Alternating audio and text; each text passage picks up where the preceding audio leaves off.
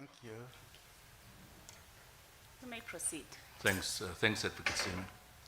Commissioners, I'd just like to take this opportunity to put on record and to bring to your attention that I've been following the proceedings of this commission from day one, and it is very painful to see the prolonged delays and the challenges that this commission is facing. And it comes at a huge cost and a price for victims and families, not only those that are represented in this commission, but throughout the country who are dying to know what happened to their loved ones and what were the circumstances that led to the prevention of post-TRC investigations and prosecutions. So I'd just like to take this opportunity, Commissioners, to request that the President of this country, who has instituted this commission, not to interfere, but to intervene in all these court proceedings that are playing itself out. I follow on a daily and a weekly basis applications after applications, recusals after recusals, counsels preparing papers, countering papers, and I'm just trying to bring to your attention and to the attention of the President that as families who are traumatized of what happened during apartheid, who are traumatized as what happened at the TRC because the majority of perpetrators never came forward, who are traumatized post the TRC of not getting truth and justice. And here we have an institution, a commission that is set up to ascertain what really transpired. And the ongoing proceedings have a devastating effect on families. So I'd just like to plead to the President of this country, to the commissioners, to the evidence leaders, to all the counsels, and to all the respondents, that please take into consideration that we as victims, as affected parties, must sit and watch these proceedings, and it is very painful.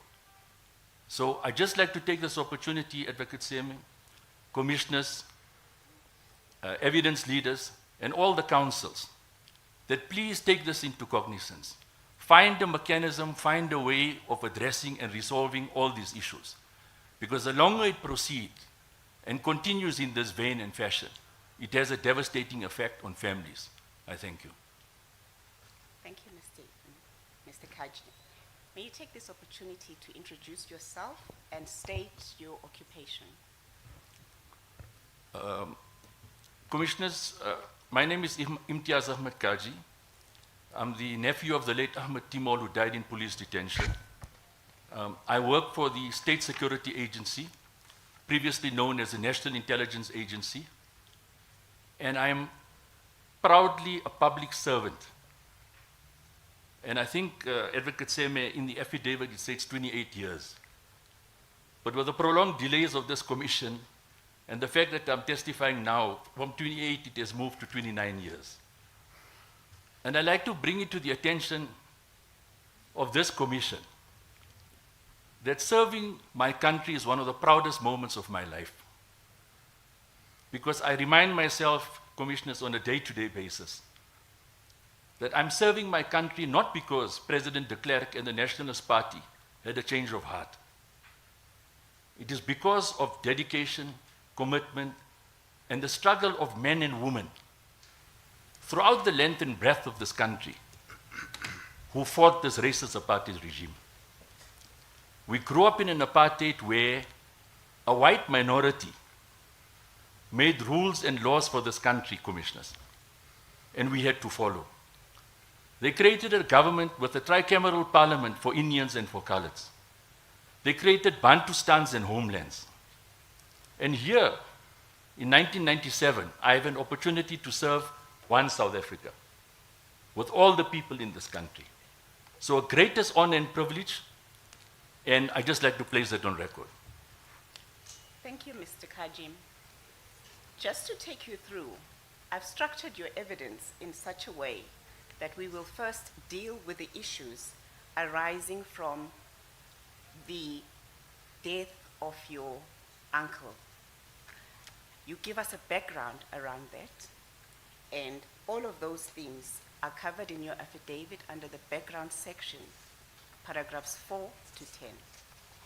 We will also be dealing with the issue around your follow-ups with the NPA in relation to the case of your uncle, of your late uncle. Following that, we will look at the great assistance that has been delivered by civil society where there was a gap in the state, according to your view. In particular, your gratitude to the Foundation for Human Rights for filling in that gap and for holding your hand through the inquest.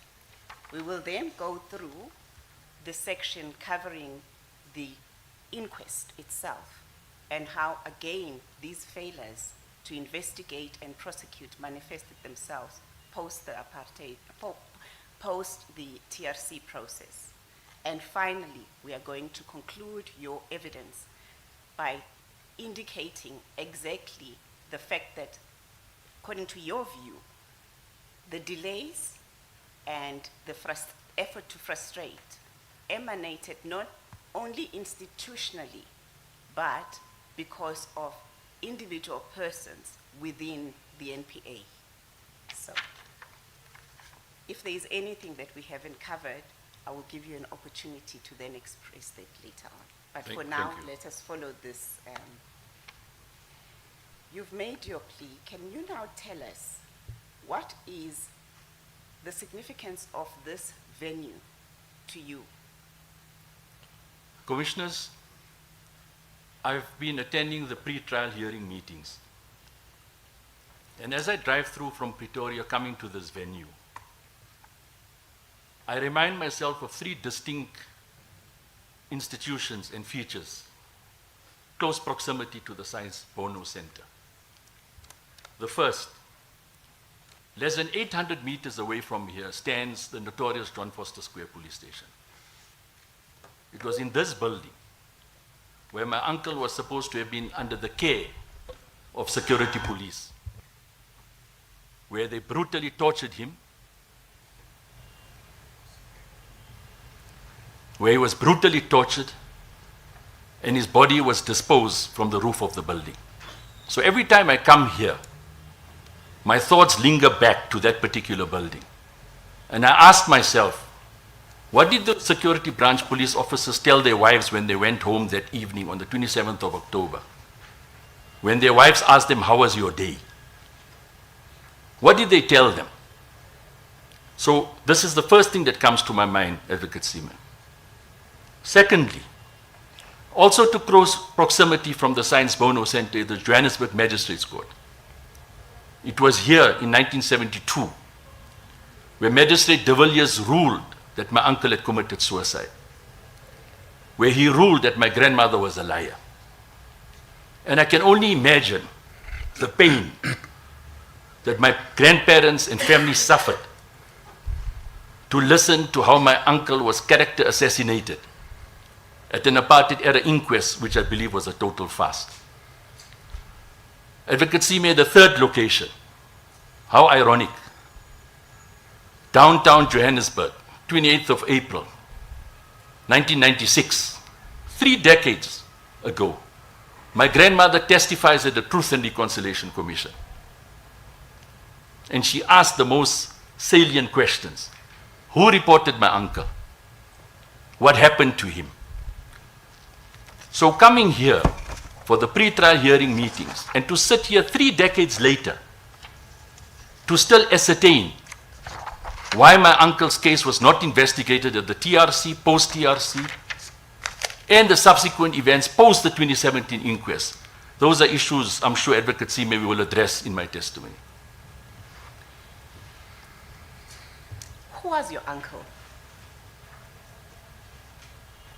Commissioners,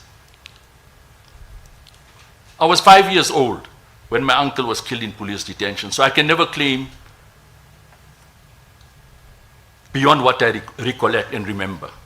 But I spent special moments with him, which remain entrenched in my mind.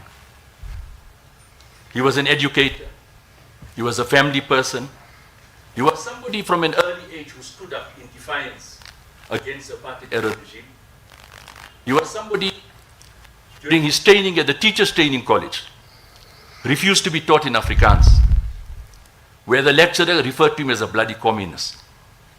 He was a teacher at the Roodepoort Indian High School, Advocate Seaman, where he stood up for the poor. He stood up for the marginalized. He stood up against the rich and bourgeoisie community in Roodepoort. He refused to participate in Republic Day celebrations. And this is reflected in the school incident book. So this is the man that he was. Not worried about the plight of Indians, but worried about the plight of the majority of Africans in this country who was oppressed and who were marginalized. Yes, just for the record,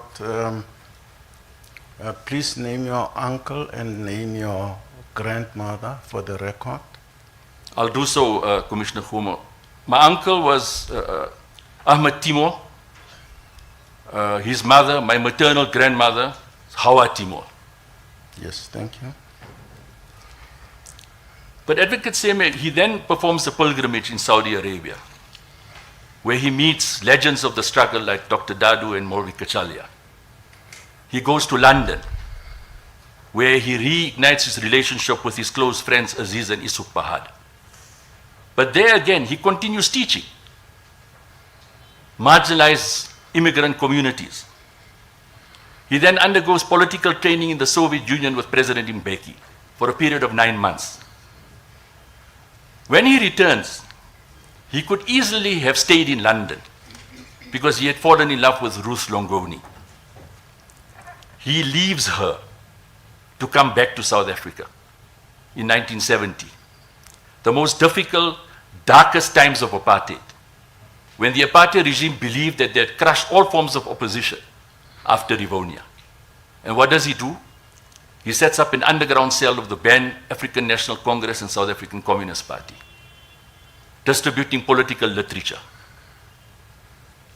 sending literature to people throughout the country, letting them know that the ANC and the Communist Party were alive and they were active. Commissioners, I think it's important for me just to, if you allow me, just to elaborate a bit further. To belong to the ANC and Communist Party, the Pan-African Congress, the Black Consciousness Movement, during that time and that era, meant signing a death warrant.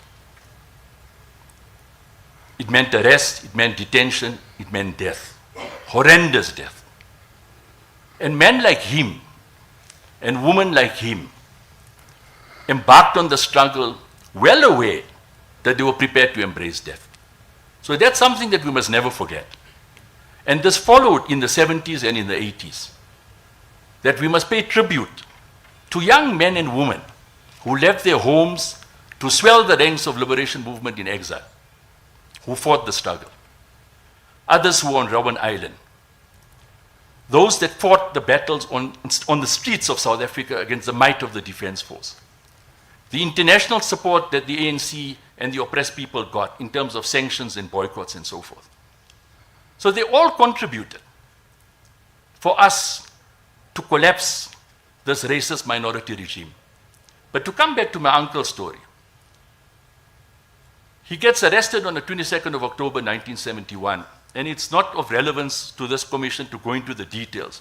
But for me, it's evident that his underground operations were compromised, and he was well aware of them, commissioners. He did not run away. He protected his brother, telling his brother to get out of town. His brother's name is Mohammed Timol, my uncle. And he gets arrested in a fortuitous police roadblock with a medical student, a former student of his at Roodepoort Indian High School, who is now a doctor, or Professor Salim Isuk. The police allege that they found political literature in the boot of the car. At the roadblock, unaware, that he was coming with this literature. They get taken to Newlands police station.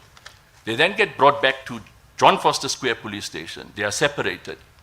And 5 days later, the police claimed that he had taken his life, committing suicide, jumping out of a window of the 10th floor.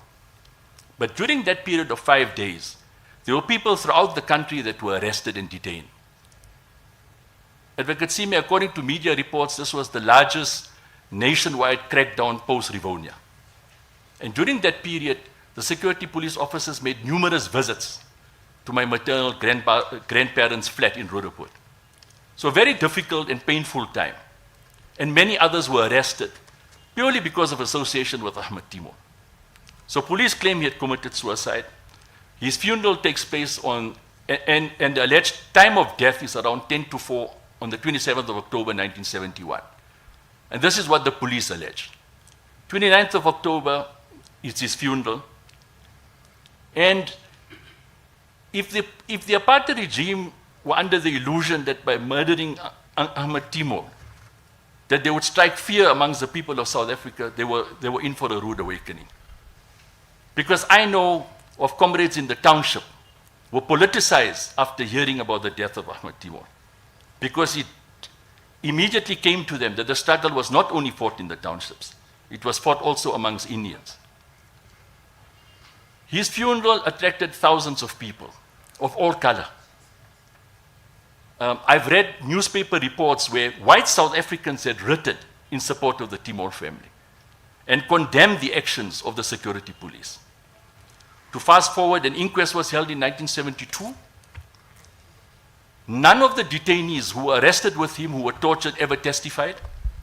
They were all security branch police officers, one journalist, and my grandparents. And like I've stated, Magistrate de Villiers ruled that my grandmother was a liar. They did not testify because they were not called as witnesses. Would that be correct? Very possible. Very possible, Commissioner Homo. But the reality is, the list of witnesses who testified were only security branch police officers. The person who was detained with him in the car was so severely beaten and tortured that he was comatose. So none of them, whether they were subpoenaed or they were asked or to present to come and testify, none of them testified. And the reality was that he was the 22nd person to have died in police detention, and there were many others that followed thereafter, Advocate Sima. You then grow up, and you're 28 years old. You ask your grandmother to testify at the TRC Commission hearings. Can you tell us about that? I was 30. 1996, I was 30. So, commissioners, my grandmother had given a statement to the TRC. And as far as she was concerned, the matter was done. They then asked her to testify, Advocate Sima, and she refused. And I think this demonstrates the special bond that I had with her. I said, Ma, it's important for you to testify. And she said, but look, I faced the cameras in 1971 for me to relive this trauma. I just convinced her. I said, Ma, it's important. When the other families attempted, they were unsuccessful. And I had absolutely no expectations, Advocate Sima, because everything that she testified at the commission, I had heard 1,000 times in the comfort of her home. Because every school holiday, I spent time with her. I read the newspaper cuttings, and she would narrate to me, because I would probe her and say, Ma, what happened? This is a time of no computers, no cell phones. So I would mentally make these notes, Advocate Sima, and she would narrate in detail what kind of a person he was. And she saw the signs of him being committed to the struggle, how they came, how they broke the news. So I said, look, it's just for you to testify. So I had absolutely no expectations when she testified. Can I now refer you to paragraph 16 and request that you read that into the record. It is of your affidavit. It is at paginated page 1003, page 9 of the affidavit itself, and it's paragraph 16. Yes, I have it. Thanks, Advocate Sima. Can you read paragraph 16 into the record? Sure.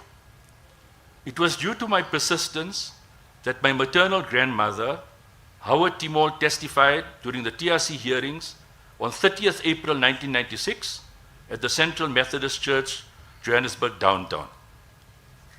appearing before Chairperson Archbishop Tutu, Vice Chair Dr. Alex Borain, and Commissioners Ms. Suka, amongst others. My grandmother cried, I quote, "I ask the Almighty that I will not forget what happened and that I need to know who lodged the complaint and what happened. I will not forget what happened. I need to know," unquote. You then say, after hearing your grandmother testify, you made a particular vow, and that is expressed in paragraph 17 of your affidavit. What was that vow? Like I said, I was totally surprised. I was in no state of shock listening to a testimony, but I had an emotional breakdown. And as the tears rolled down my cheeks, Advocate Semi, I made a promise. I said, from this day onwards, I'm going to do something to preserve the legacy and memory of my uncle. Remember, I've got no qualifications, absolutely nothing. But I made a vow, a silent vow, that I'm going to do something.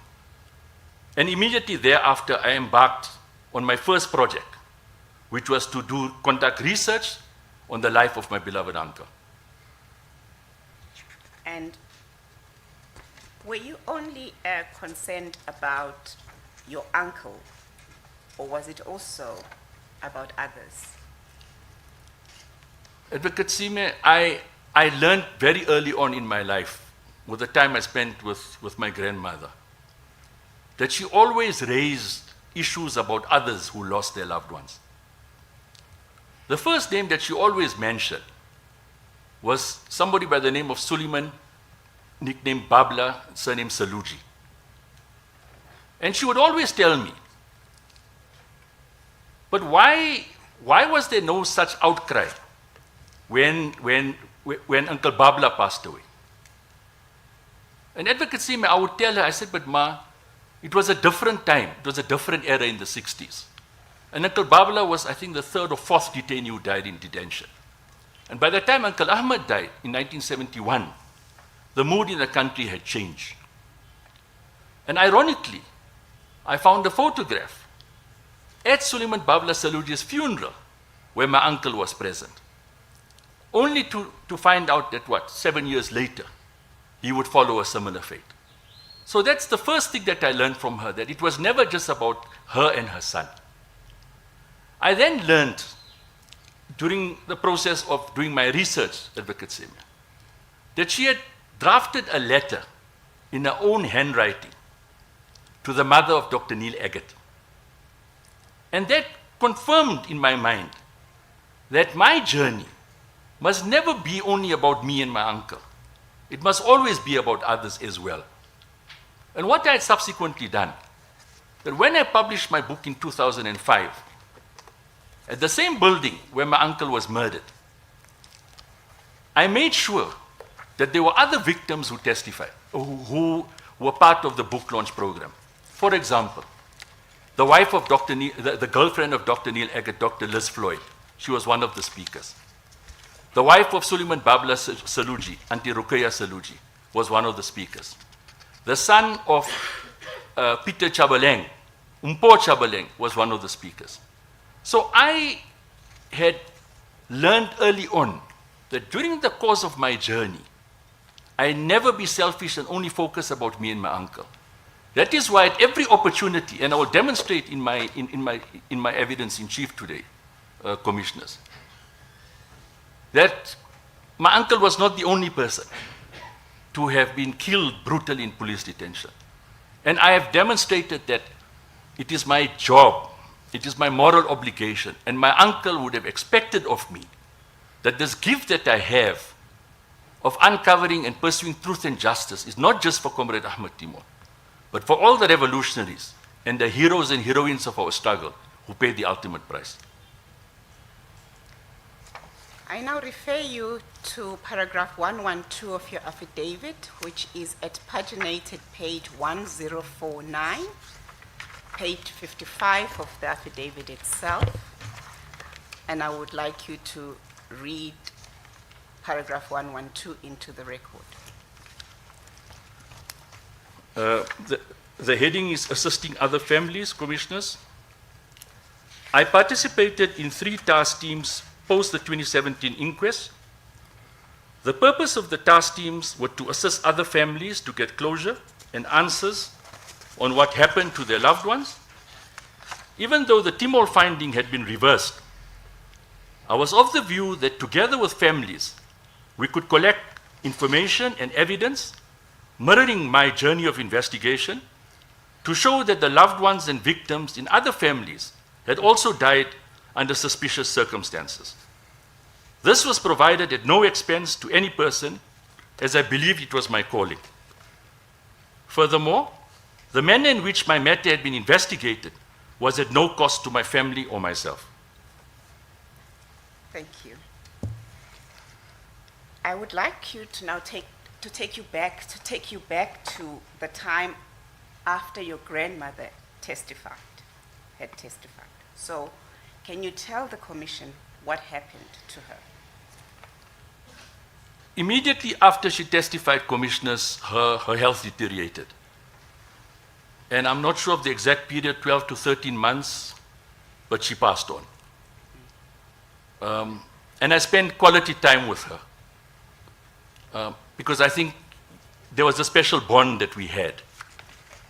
But during this period, it inspired me to fulfill the vow that I had made, was that I needed to know who my uncle was. What did he stand for? What were his values and principles? Why did he become such a threat to this apartheid regime? I had to interrogate the newspaper cuttings, Advocate Sema, that I had been reading since the age of 12, that spoke about Timol mass moord, that he was going to commit mass murder. And during this process of uncovering who my uncle was, it shaped me and led me to the process of publishing a biography on my uncle. So, with no qualifications, I conducted research. I located his contemporaries. I identified his political friends, and to pull the story together so that I could accomplish my first objective, which was to publish a biography on Ahmed Timol. And I've subsequently realized, Advocate Seme, that there are many legends and heroes and heroines of our struggle whose biographies have never been written. So my objective at that time was simply one, to make sure that history will recollect and will record who Ahmed Timol was. My objective at the time, and I was not equipped, was to interrogate further the police narrative of what transpired.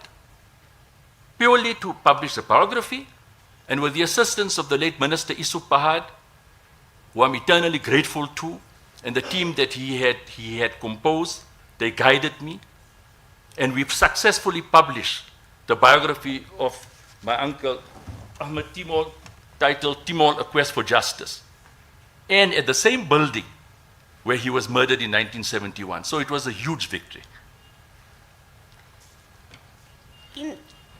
Just to fast forward to today, in that same building, a commemoration was held where, according to your narration, the ministers, the current Minister Lamula, and everybody who had congregated to remember that day were not allowed permission to come in. Can you place that on record and explain to us exactly what happened? Commissioners, we're talking October 2021. So what, 4 years after the historical Judge Motley judgment at the 2017 reopened inquest. And the Ahmed Kathrada Foundation had hosted a function to commemorate the anniversary, the 50th anniversary of the passing of my uncle. And I know they had a function at the Roodepoort Cemetery where my uncle has been laid to rest. And during the evening, there was a scheduled book launch. And we can deal with it later. I did not participate in those events. But what I subsequently found out was that despite the Kathrada Foundation making an application weeks in advance to host the event within the parameters of Johannesburg Central Police Station, formerly John Foster Square Police Station, they were denied permission. And this is what appeared in the media reports. And Advocate Sime, that it crossed my mind. Post-apartheid, democratic South Africa, we don't have access to this building after following all the protocols. And the question crosses my mind, who is in control, who is in power? And I was justified by not participating in that event because it's an insult. And I found it peculiar that the former Minister of Justice, TRC commissioners, would stand outside the perimeter of John Foster Square Police Station with placards commemorating my uncle 50 years later. And nobody questions that on what basis and who gave the authority within that police institution to deny them access to that building. It raised alarm bells in my head. And it was one of the factors that triggered me to start exploring other avenues of what is genuinely transpiring in democratic South Africa post the TRC. So the TRC findings about what happened to your uncle, Ahmed Timol, they are contained at IAC 3 and IAC 5. Commissioners, the annexures to Mr. KJ's affidavit were unfortunately not included in your bundles. We will, after tea, serve you with the bundle that has this. But for those who have access to the online access, my colleagues, you will be able to be referred to them, but you must read it into the record because the commissioners do not have that. Can you read specifically what the TRC said about your uncle? You want the findings, Advocate Sime? The findings. Okay, so that would be IAC 5. IAC 5, yes. Commissioners, this finding appears, like I said, in Annex Bundle IAC 5. Sorry, just to interrupt. Please take us through every one of those findings. Okay, so this appears, Commissioners, in TRC Final Report, Volume 3, Chapter 6, Subsection 8. And I'm just going to read out to place on record. In paragraph 58, it states the following. Mr. Ahmed Timol, reference number JB00173-03WR, died in police custody on 27th October 1971 after allegedly committing suicide by jumping from the 10th floor of the security police headquarters at John Foster Square Police Station in Johannesburg. Timol had been in detention for 5 days. He was the 22nd person to die in police custody since the introduction of detention without trial. Paragraph 59, Ahmed Timol's mother, Ms. Hawa Timol, described to the commission how she heard about her son's death. I quote, "On Wednesday 27th, in the evening, my husband and son had gone to the mosque for evening prayers.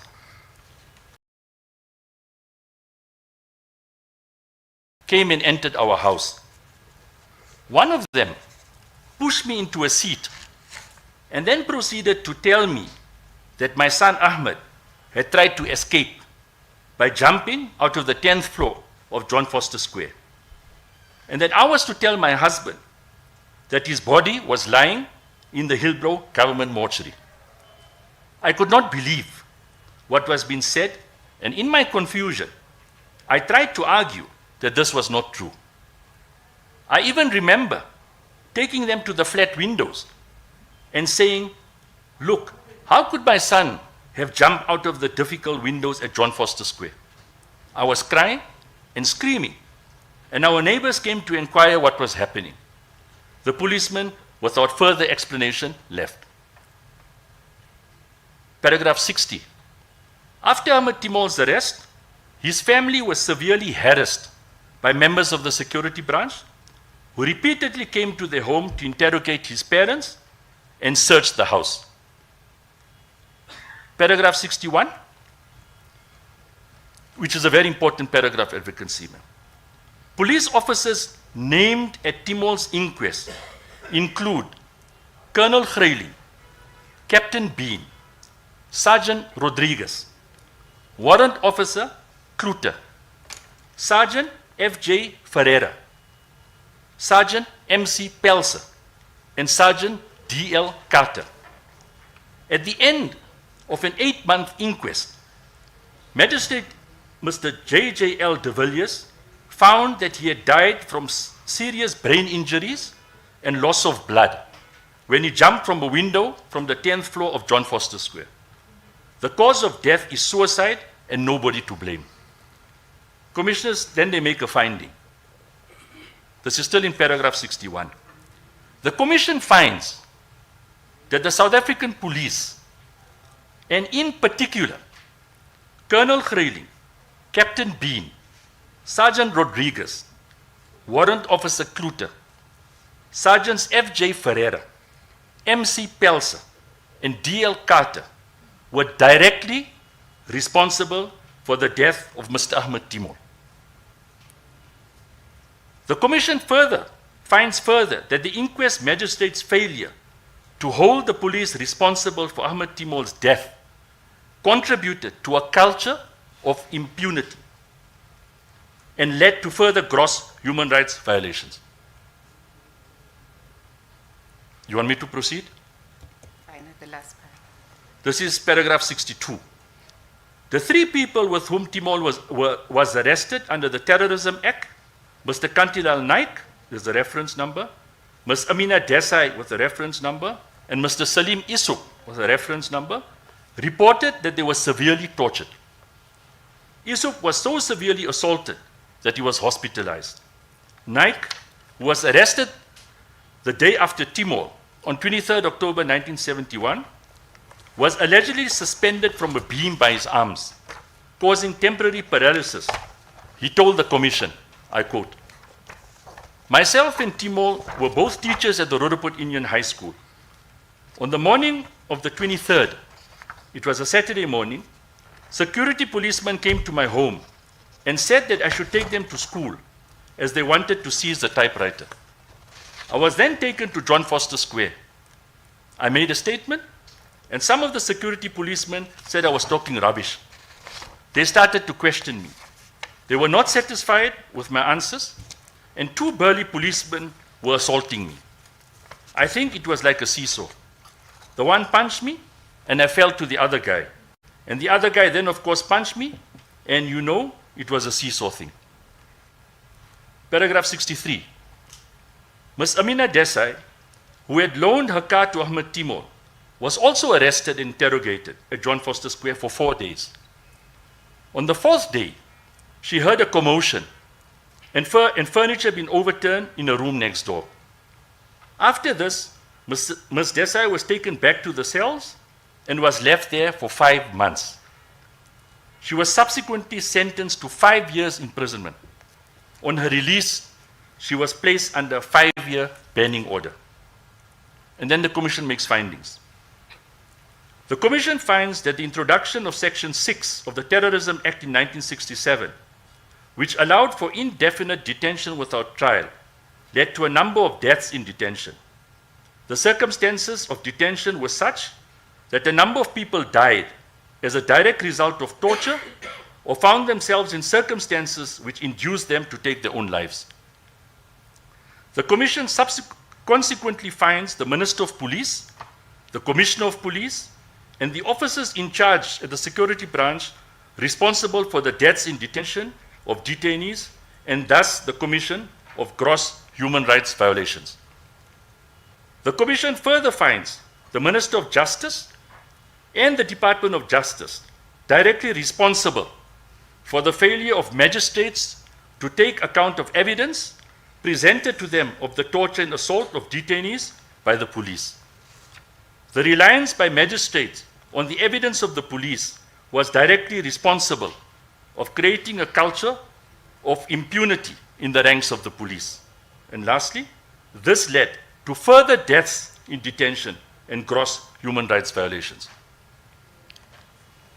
Thank you, Mr. Kajim. I now refer you to your statement, which is... Yes, before you go there, because we're talking personalities, is it possible to give names to the ministers mentioned? Who was the Minister of Justice? Who was the Minister of Police at the time? Ms. Seme, can you help the witness if you have it? I see Commissioner is giving me homework and research. I'll have to go and look, but I'm sure Commissioner Homo, if you're giving me homework, I'll go and look and find, because that information would be residing somewhere. And Yes. if it's in the TRC findings, as part of his findings, then I'm sure we can dig a bit further and identify the implicated parties as per the findings, Commissioner. Yes, the evidence leaders will also help Sure. later on, but you can proceed. Thank you, Ms. Seme. Thank you, Commissioner Homo. You will not have to wait too long. It's almost 15 minutes to tea time, and I'm watching the clock. So you'll be able to hear who those Thank you. personalities were. As I was saying, I'm taking you to page 1004 of the bundle, and that is your affidavit. Paragraphs 18, 19, and 20. Can you just read paragraph 18 into the record? Yes, I'm there. This is page 1004, paragraph 18. None of the security branch officers involved in the arrest, detention, and death of Uncle Ahmed applied for amnesty, and neither was anyone subpoenaed to testify at the TRC, despite a note to that effect being endorsed and attached to the effect. And that's in ISC Bundle 2, paragraph 5. Paragraph 19, in early 2000, as I was conducting my research for my first book, I reached out to the TRC investigating officer Piho, who handled me the TRC file on Uncle Ahmed. The file contained information collated on Uncle Ahmed's matter during the investigating phase of TRC matters. In a summary of a document dated 23rd April 1997, it lists violation details of victim Ahmed Timol and alleged security branch perpetrators that included the likes of Kemp, Vernon, and Klein, Gloy, Kruger P, and Rodriguez Jau, and Van Niekerk. And this is in ISC Bundle 3. Paragraph 20, a note in the file dated 7th May 1997 discloses that Piho met Rodriguez for an interview that lasted approximately 15 minutes. It concludes, I quote, "It is recommended that Mr. Rodriguez be subpoenaed for more detailed questioning, along with other officers involved in the case." My emphasis, and this is in ISC Bundle 2. 21. 21. Continue. Another note read, Joao, nicknamed Jan Rodriguez, he was a South African police member, warrant officer, who according to the police version of events, was unable to prevent Timol from jumping.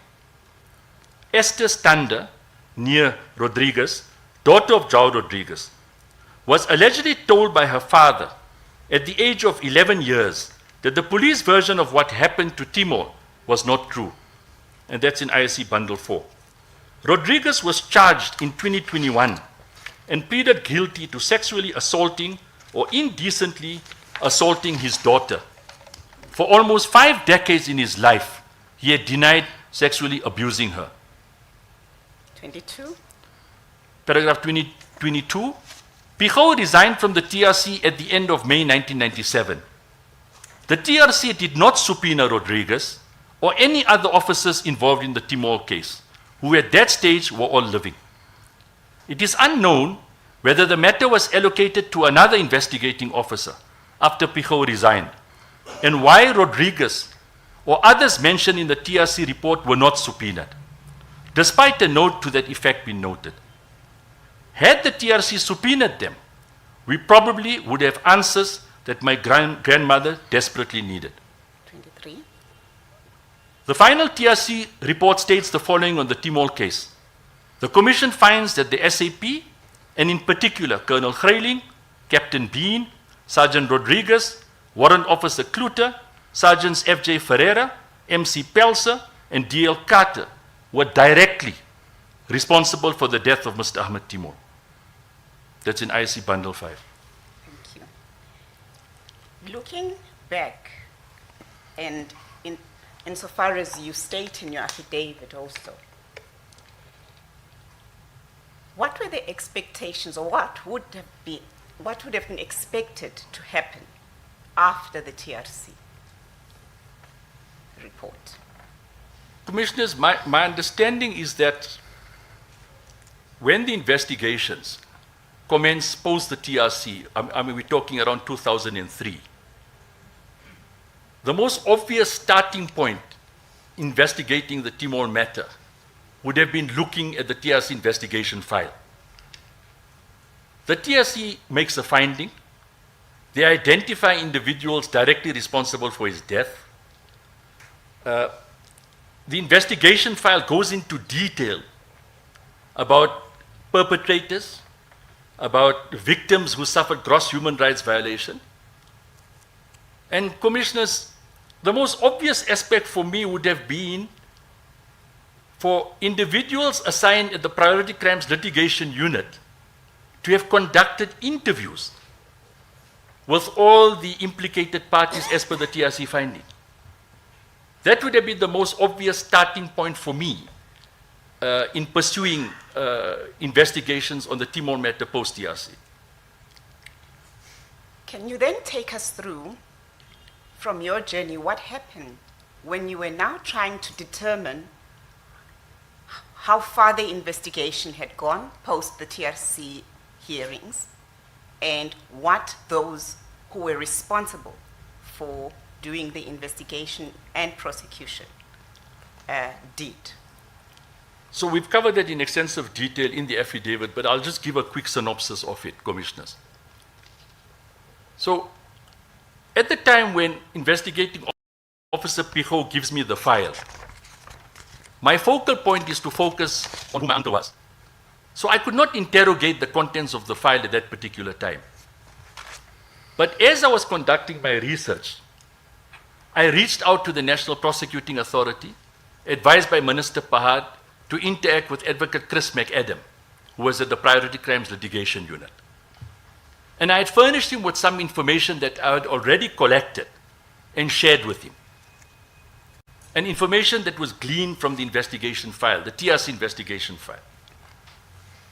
And as I continued embarking on research for the book, about a year later, I followed up again, only to be told that the investigation presented negative results. Told by who? By Advocate McAdam. And this is in one of the bundles where he responds. Remember, that was a time of faxes, Commissioner Homo. We were still sending faxes. So he responded when I followed up a year later on what was the status of the Timor matter. Perhaps to just assist the Commission, the evidence that Mr. Kaji is referring to is contained at page 1007. Paragraph 29. And paragraph 20, yes, paragraph 20, from paragraph 27, 28, 29 to 30. Thank you, Chair. So can you please proceed? Do you want me to read, or do you want me to just give you? No, I will- just proceed without reading your affidavit. Okay, noted, Commissioner. So I reached out to Advocate McAdam, and I present him with information that was at my disposal, which I thought would assist him in pursuing the Timor matter further. And there's a list of information that I shared with him that's reflected in paragraph 29. In paragraph 30, I also reached out to the NDPP, Pululan Nunka, and also sent correspondence to other ministers to say that I'm pursuing this matter. That's in paragraph 31. In paragraph 32, 9 months later, I then get a response talking about negative results. Now, Advocate Simi, I did not pursue the matter further at that particular time because it was not my focal point. My focal point was completing the research and publishing the book. And that is why I did not interrogate the matter further. But what I subsequently found was that in 2006, that the Timol file was closed. And at that particular time, I had already published a Timol Quest for Justice. And in the book, we had successfully accessed a large portion of the inquest records of 1972 from the family lawyers. And all of that is reflected in the book. The book also provides a list of police officers that were stationed at John Foster Square during the time of my uncle's arrest. I think it's called the register. So all this information is residing in the book. The book is published, and I subsequently find that the file is closed in 2006. And after the publication of this book, and my objective being accomplished, Advocate Seme, I then started a new phase of my journey. But to try and say that here's a biography, but I need to now start interrogating the police narrative of what transpired and what happened to my uncle. And that is where I started this new segment of my journey. To interrogate the TRC investigation file, to look at the TRC findings, to revisit the police narrative of what transpired, and that inspired me in 2009 to make a public call for the reopening of the Ahmed Timol inquest. And again, that was the time, Advocate Seme, when it was not fashionable. To take you back to your affidavit, at paragraph 32, you talk about you following up with Advocate Chris McAdam. And this is now 2004 and 5, and there's already a case brought before the courts in the Nkadimeng matter. Can you place that fact on record? So I then subsequently read Paragraph 32. Paragraph 32. 9 months later, after following up with him in February 2004, I received a response from McAdam, who was now a deputy head at the Priority Crimes Litigation Unit, that the information of Rodriguez and his daughter produced negative results. That's in ISC Bundle 8. He invited me to supply him with additional information so that the case could be reconsidered. Contrary to the prosecutor guiding the investigator or investigating the case, the impression that I got was that they placed an onus on me to investigate the matter. And that's where I subsequently learned in the Nkadimeng and others versus the National Director of Public Prosecution and others, that Judge Lekhodi in 2008 in his findings held at paragraph 16.2.3.3 stated the following, I quote, "Crimes are not investigated by victims. It is the responsibility of the police and prosecution authority to ensure that cases are properly investigated and prosecuted." And this is reflected in ISC Bundle 9. In the next section that we are going to deal with, we are going to explore your view, which you have shared in your affidavit and elsewhere in your in public forums where you've been interviewed, that it was the institution, the National Prosecution Authority, had the responsibility to investigate and prosecute. But particularly in your case, it was not political interference, but rather it was the ineptitude and the negligence of those who were in charge with the investigation or tasked with the investigation and prosecution of your uncle's matter. And you say this because in your case particularly, the issue that arose was not about the absence of investigators, but rather negligence. Can you take the Commission into confidence and explain further on this view? Would this not be an opportune time to adjourn before you cover that aspect of his evidence, Ms. Seme? I agree, Chair. I think we'll adjourn for tea and reconvene at 11:15.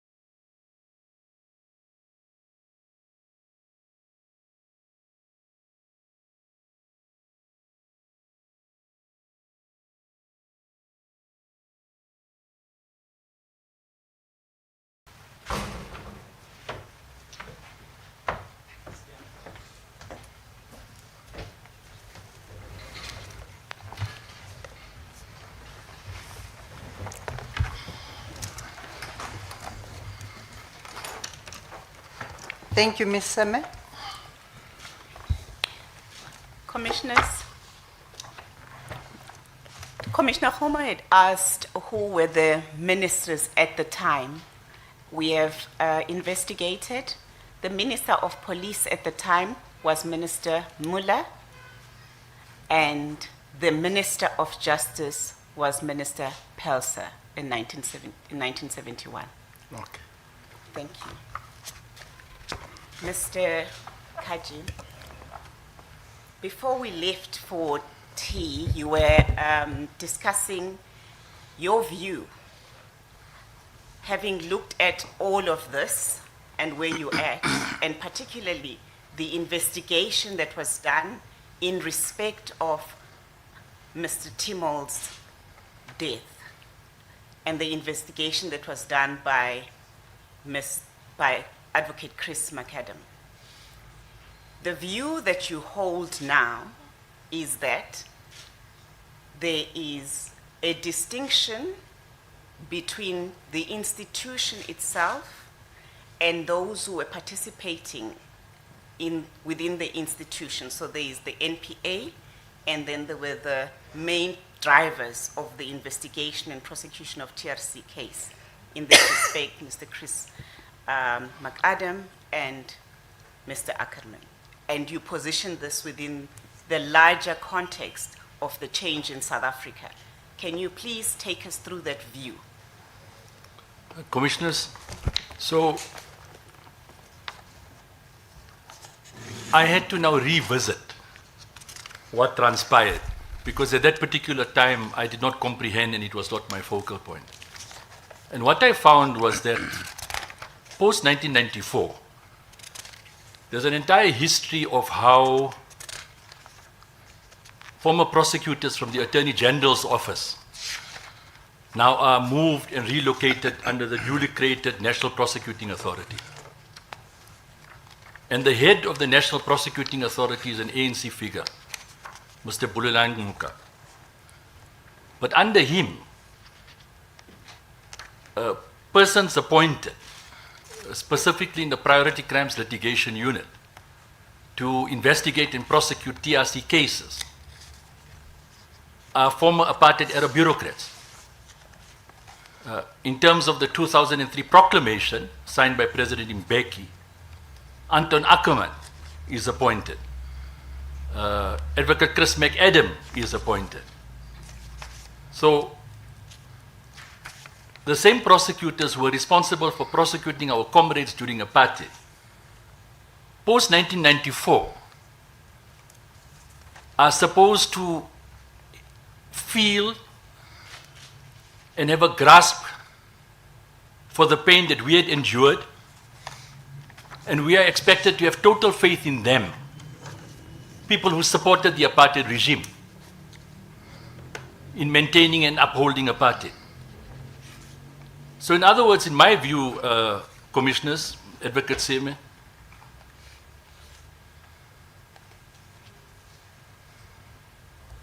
they are, as they say, judge, jury, and executioner. They are expected to prosecute their own former colleagues, people that they work closely with. And I began to see a pattern that triggered me. And especially in view of my uncle's matter, and the information that was surfacing in the different memoranda, which Advocate Chris McAdam was now presenting at the 2017 inquest, at the full court hearings in 2019, with memoranda that he was now attaching to his affidavit, that there was absolutely no investigation conducted. They did not look at the TRC file. They did not consider the TRC findings. They did not interview none of the police officers stationed at John Foster Square Police Station. They followed up on a single lead, which we can elaborate later. And subsequently, we then find out that the lead that they ignored about the version from João Rodriguez's daughter ultimately led us to find Rodriguez in 2017. So the initial view, Advocate Seme, that I had which I believe at that particular time was that there was political interference. And I mentioned this in my 2017 affidavit. But subsequently revisiting history, from my perspective, from my lens, from my experiences that I will unpack later, I started holding a differing view, that this was due to the conduct of individuals at the NPA, and no longer supporting the view, as demonstrated in the Timol matter, that there were no issues around capacity, there were no issues about resources, there was no issues around alleged political interference. It was simply summed up to inaptitude and a lack of appetite to thoroughly investigate the death and murder of my beloved uncle.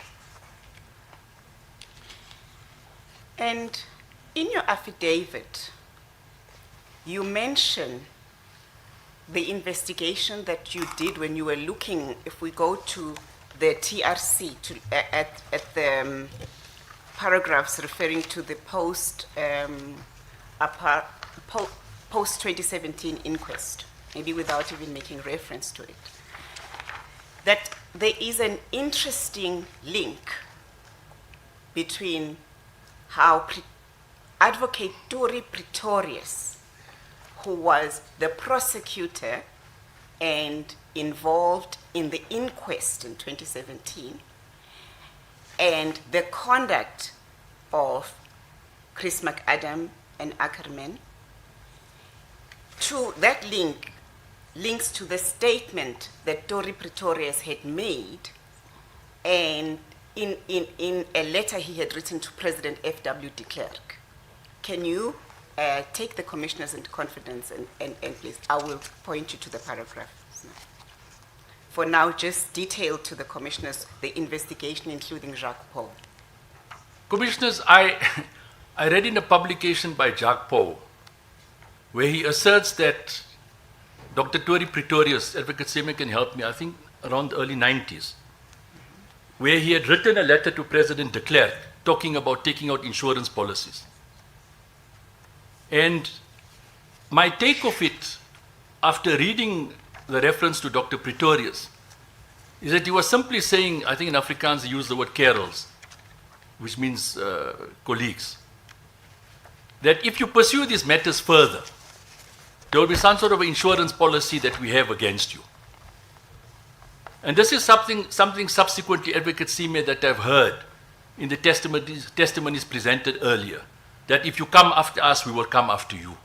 Just to, for the record, Pairs, what specific testimony are you referring to when you say in previous testimonies that if you come after us, we will come after you?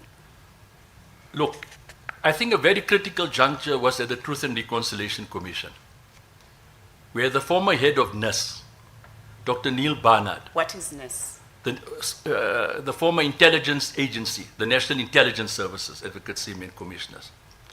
When Dr. Barnard testified, in my view, he sent a very veiled threat, where he commented and he said, there are many that are holding senior government positions that work for us.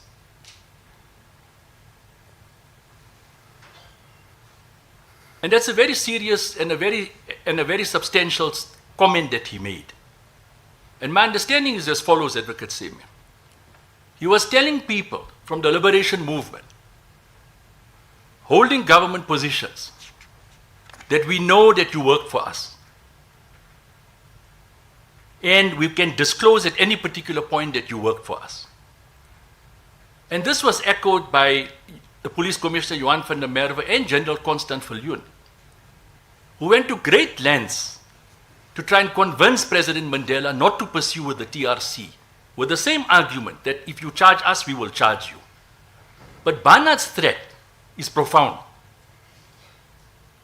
And in my view, he had successfully accomplished his objective, because many holding government positions kept quiet and never asked to pursue the killers of our loved ones. But let's place the scenario. You have so-called struggle credentials, commissioners.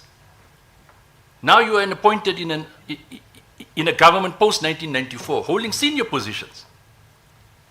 And Barnard tells you that you work for us. Would you, holding that position, stand up on a public platform and say, let us find the killers of Ahmed Timol. Let us find the killers of Bantu Stephen Biko. Let us find the killers of Neil Agate. Let us find the killers of the Craddock Four. So he sent a veiled threat to them that you need to keep quiet. Don't pursue this matter further. And my experience, my research, commissioners, is that he succeeded. And that is why the overwhelming majority were very happy and comfortable when TRC matters disappeared off the radar. Because this issue of reopening the past was not welcome by people from all sectors and all quarters. And that is why, Advocate Seme, my experiences and the experiences of many other family members, where we are consistently told we are stuck in the past, they tell us to move on. Others have the audacity to tell us that it's time to make money. Your uncle would have wanted you to make money. Time to eat, our time to eat. Time to eat, Commissioner Khomo. Others would tell you, we never joined the struggle to become poor. So when we as families and survivors raise these issues, we are confronted with obstacles from all quarters, those within our own ranks. And look, at the end of the day, commissioners, we all have our prerogatives of how we deal with the past. Some it's too painful, they don't want to reopen it. And I respect all their views. Some want reparations because they lost a breadwinner, and they're entitled to do so. Some want truth and justice. Others want only posthumous awards and to stand at political platforms coming to elections and shouting, long live and viva. But very few will come and say, let's ascertain the truth. Because then they will tell you it's too painful. So we are confronted with these challenges all the time. But Barnard's threat, Advocate Seaman and commissioners, I think was profound. And that argument started already at the TRC, that we know who you are. If you come after us, we'll come after you. We know about the gross human rights violations that you had inflicted. We will charge you for the landmine explosions, for the killings in the country. So in that way, if you were compromised, why on earth would you pursue these TRC matters?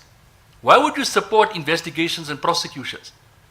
So it served the interests of many individuals from either side of the political divide, that these matters have a subsequent quiet, silent death. And that is why the reopening of the Timol inquest in 2017, with the assistance of civil society, which I will always add, is very profound. It opened a new chapter, and a chapter that makes people worried from the highest office. Because there's always a possibility that details and evidence will emerge, that it were comrades who were in the ranks with, in the trenches with our loved ones, who were compromised, and the information that they had given to the apartheid-era handlers had resulted in the death of our loved ones. So I hope that addresses the question. It does.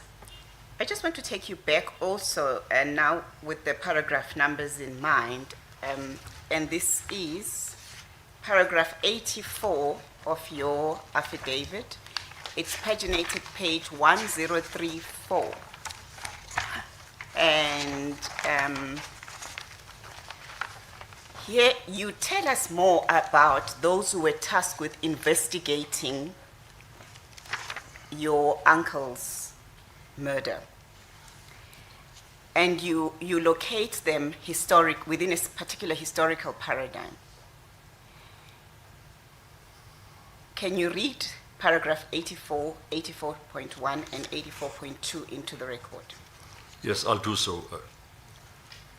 84.1, McAdam was the Senior Deputy Director of Public Prosecutions in the Priority Crimes Litigation Unit located in the office of the National Director of Public Prosecutions, that was the first respondent. I ascertained that he was the previous Deputy Attorney General in KwaZulu-Natal and head of the KZN DSO, which is the Directorate of Special Operations, also known as the Scorpions, before being transferred to become one of PCLU's deputies. Perhaps in that context, you would like to elaborate what that meant for you as you now look back at the view of political interference and the view that you now hold of the undermining of the NPA by those who acted within the NPA. Look, Commissioners, it is very clear, as I've indicated in my affidavit, that the ANC's Bulelani Ngcuka is appointed the NDPP. But the work, the responsibility of investigating and prosecution is assigned to somebody who comes from the Attorney General's office. And what does that mean when you say comes from Attorney General's office, particularly in the context of KwaZulu-Natal? We all know the levels of violence in KwaZulu-Natal that was unleashed from the 80s, which continued post-1994. And we know that that was attributed to state-sponsored third force violence, which is well documented and published in the Truth and Reconciliation reports. So the appointment of this prosecutor, who supported the apartheid regime, who prosecuted comrades, I find it very difficult to imagine that after 1994 he had a complete transformation. A complete transformation, and he would understand and dedicate and have the appetite to investigate and prosecute post-TRC cases. Can you read paragraph 84.2 into the record? Sure. This is Dr. Tori Pretorius was the acting special director of the Priority Crimes Litigation Unit, and he was also the evidence leader for the state at the 2017 reopened inquest. Neither McAdam nor Pretorius made any disclosure about any political interference during the re-inquest proceedings as of 2017, when I stated that the NPA did not perform its functions. 84.3. I read that Pretorius had in 1993 penned a personal letter to President F.W. de Klerk warning him about the great insecurity that existed in the armed forces, about a Nuremberg-type scenario that could follow the dawn of democracy. In his letter, he went on to caution that those targeted by General Steyn and Goldstone commissions had taken out, I quote, insurance policies in the form of documentary evidence, unquote, that they threatened to release in the event that they were made scapegoats. Pretorius went on to remind de Klerk of the president's words to him and another advocate. And in Afrikaans he says, Kerels, ons het genoeg probleme soos dit is. Julle moet nie vir ons nog probleme gee nie. Translated, guys, we have enough problems as it is, so please do not give us more, unquote. It is important to note that this is the same Pretorius that was appointed in the Priority Crimes Litigation Unit in the Office of the National Director of Public Prosecution, who then alleged political interference that prevented him from prosecuting TRC cases. Now, you had already contextualized the backing for the view that it would have been difficult institutionally for the NPA to investigate with vigor and prosecute with vigor those who were guilty of gross human rights violation. What is your understanding of what it meant when President de Klerk says to Pretorius, they have enough problems as it is, please do not give us more? When Pretorius, not President. So Pretorius went on to remind de Klerk of Yes. the president's words to him, to another advocate. So those words were by Mr. de Klerk to Pretorius. I went to remind the clerk of the president's words. Yes. Yeah. Well, I mean, as it says, we have enough problems, so please don't give us more. Which is saying that they've got challenges. They've got enormous challenges. And the emphasis for me, Advocate Seme, is the insurance policies in the form of documentary evidence. Is blackmailing. Let the sleeping dogs lie. Commissioner Komo, you've said it. And it's a threat. And this is the person who is appointed to investigate and prosecute our cases. The other emphasis, Commissioners and Advocate Seme, is on the issue of Nuremberg, which I've heard has been discussed here by previous witnesses. That the intention was, Nuremberg, you hang everybody. So Pretorius is simply saying, be careful. We've got the evidence. So enough suspicion and doubt around the conduct of Dr. Pretorius. Only for him then to be appointed in this sensitive position. And we are supposed to have trust and faith in him to conduct post-TRC investigations and prosecutions. Thank you, Mtias. If I can just take you to paragraph 85 of your affidavit. Paragraph 85, you now refer to the matter of Rodriguez. In that matter, before we even go to it, what was Advocate Dori Pretorius' role in that matter, and what happened subsequent to the 2017 inquest? So Commissioners, Advocate Seme, Dr. Dori Pretorius is the lead prosecutor for the state in the 2017 Timol inquest, right? Yes. And we now know the outcome of the inquest of that, where Judge Motley reversed the verdict from a suicide to murder. But post the inquest, I subsequently follow up with Dr. Pretorius. Based on the findings of Judge Motley, that the conduct of the 3 security branch police operatives must be investigated further. So I reach out to Dr. Pretorius and start putting pressure on him to say that they must open up cases against the 3 of them.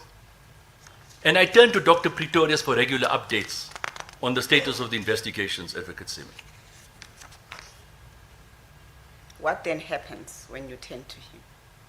What does he say? Well, Commissioners, for the first 6 months after the inquest, I literally get the runaround. And I think my dogged persistence and the tenacity of not giving up, I maintain the paper trail, I follow up diligently. And for 6 months, I'm told that the docket is moving up and down, from the South Gauteng office to the NPA offices. Perhaps to contextualize, that docket was in connection with what specifically?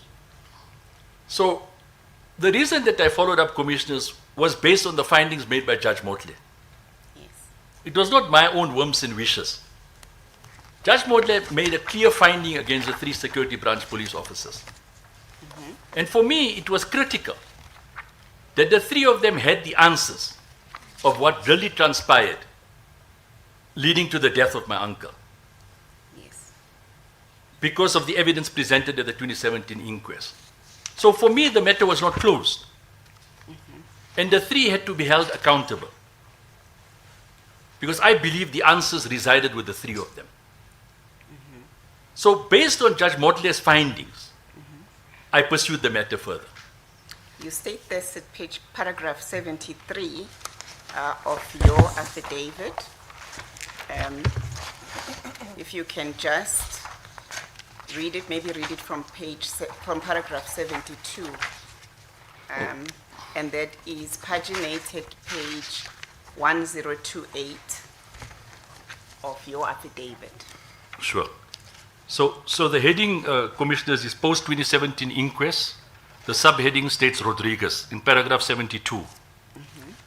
My elation at having the original inquest findings overturned was short-lived. I pursued the NPA to register cases for investigating against Rodriguez, Els and Sons, as per Judge Motle's findings. Dockets were registered for investigation against the 3 security branch members on the 20th of October 2017. If you can just stop there. What does Judge Montle find against these 3 security So, branch officials? so Judge Motle issues the verdict on the 12th of October 2017. And if I can paraphrase against Else and Sons, he says that they had lied under oath. And they should be investigated for perjury, if my memory serves me correctly. And Rodriguez had placed himself at the crime scene. And if I, again, stand to be corrected, charged for defeating the ends of justice. So the findings were clear. And my understanding, Advocate Sime, is that when we have an inquest or we have any court proceedings and findings are made, the onus is then on the responsible government department, which is the NPA, to implement those findings. Otherwise, there'll be no purpose for us having courts throughout the country. So that was the basis. And I took the initiative because I felt it was important that the matter was not just, yes, it was profound, the verdict was reversed, but it was about accountability of the 3. And hence, I pursued the cases against the 3. And I'm drawing this to complete the picture of your view on the work of Advocate Pretorius and his position within the PCLU and post that. Because now it is 2017. You are still expecting accountability. You expected accountability when the TRC Commission concluded its job. Your version is that you did not get that accountability. Now, in 2017, it is the same persons who are involved with the PCLU, and you still do not get the pursuing of the investigation and the prosecution of TRC-related matters. Can you now refer to paragraph 73 and read that into the record? However, the initial positive news from Dr. Pretorius, the then acting Special Director of Public Prosecutions of the Priority Crimes Litigation Unit, on the cases that had been registered for investigation, turned to frustration. He was also the senior counsel and the evidence leader at the 2017 reopened inquest. For the next 6 months that followed, I was given the runaround as I inquired about the status of the investigation on Rodriguez. The docket for Rodriguez was investigated by Captain Nell. This is Captain Ben Nell, the same investigating officer who testified at the reopened Timol and Ahmed inquest. I say, see paragraph 141 of this affidavit, as were the dockets of Else and Sons. Only later were the dockets of Else and Sons reallocated. However, even at this stage, the case was dealt with by the Priority Crimes Litigation Unit. In my view, all the evidence that was necessary for a prosecution was elicited at the reopened inquest. To me, it was simply a matter of collating the information from the inquest, and once a decision was taken to have Rodriguez indicted. The Rodriguez docket was eventually given to the Director of Public Prosecution's DPP in South Gauteng, Advocate Andrew Chauke, to decide on the matter. At the end of the day, the Else and Sons matters remain with representations. That's a component within the NPA, until a decision was taken to decline to prosecute in 2022. So the cases are open 20th October 2017. And when we deal with the Else and Sons matter, in 2022, a decision gets taken where, for declining to prosecute. Thank you. Who declines to prosecute? DPP Andrew Chauke? No, Advocate Commissioner Khomo. DPP Chauke is now responsible for the docket of Rodriguez. Yes. And we'll deal with the Rodriguez matter. The issue of Else and Sons remains within the NPA, but is now handed over from the PCLU to the Representations Department, the Representations Division. And I think we'll unpack it in the bundles there. They, in 2022, Commissioner Khomo, they declined not to prosecute. I thought a specific person declined to prosecute. I thought I would get a name from Yes, we have. I'm It's guided by. for Advocate Sime, there's memorandums there. Yes, okay. We will deal, yeah, we will deal in- with it at that stage. Stage, It was Advocate Jeffrey Lidwaba who declined, but we will get to that. Okay. I was just completing the picture of the involvement of Tory Pretorius before Yes. moving into McAdam, in line with the witness's view that it was actually individuals within the NPA who stalled the investigation and prosecution of TRC cases. So I'm Okay. harking back now to McAdam, and Okay. and we are getting to that evidence. So you write the book, you do the research, you then find out that McAdam is responsible for the file and will follow up with the investigation. I now want to take you to paragraphs 27 of your affidavit, where you deal with this issue of following up with the NPA. And on the paginated pages, it is 1007, 1007.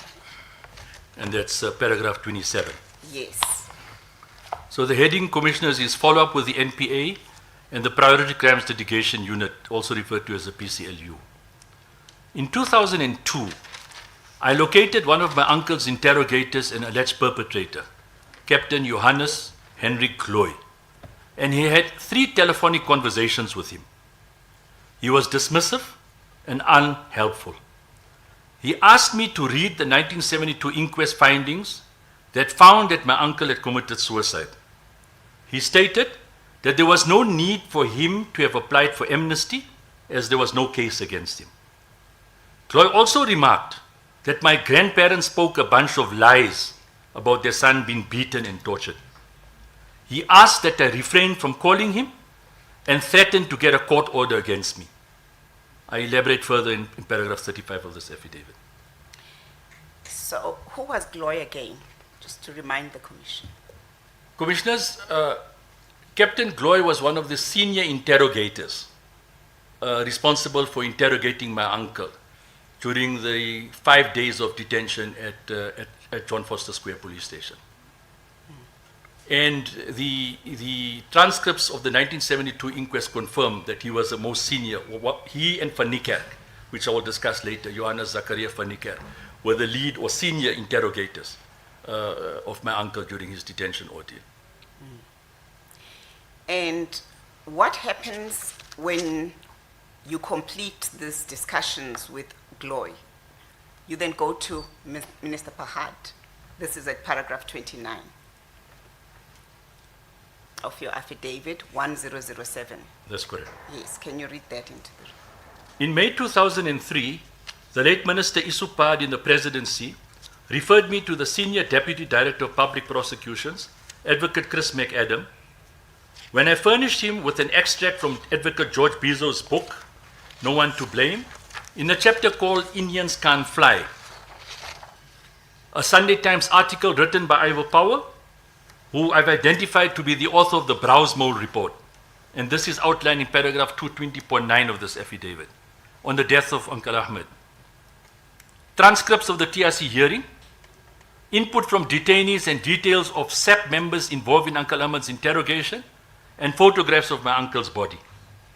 I also informed him that I had the contact details of Isop, who was in the United Kingdom and who could assist the investigation. Isop was detained with my uncle, who was comatose. Lastly, I shared the information from Picho's file pertaining to Rodriguez's daughter with McAdam. And between May 2003 and December 2003, I heard nothing from the National Prosecuting Authority. So what would you have expected after having shared all of this information? What kind of investigation, or commonsensically, what do you think ought to have happened? You've given over the TRC file. It identifies the perpetrators. You've also given the details of Esop, who is in the UK. What did you expect to happen? What steps did you think McAdam should have taken or ought to have taken? I need to just correct, I did not give him the TRC file. I just shared the information with him from the TRC file about Rodriguez and the daughter. My simple understanding was, with information that I had furnished commissioners, Advocate George Bizzo's book, a renowned advocate who had represented families for decades, where he had dedicated a chapter called Indians Can't Fly, a crude term coined by the security branch, would have had a valuable amount of information. The details of other witnesses, photographs of the body.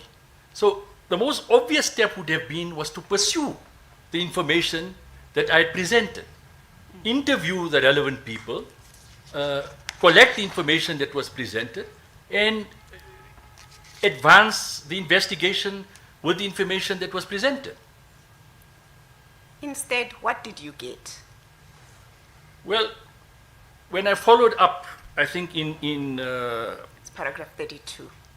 in paragraph 32, after I followed up in February 2004, I received a response from him simply saying that the information about Rodriguez and the daughter provided negative results.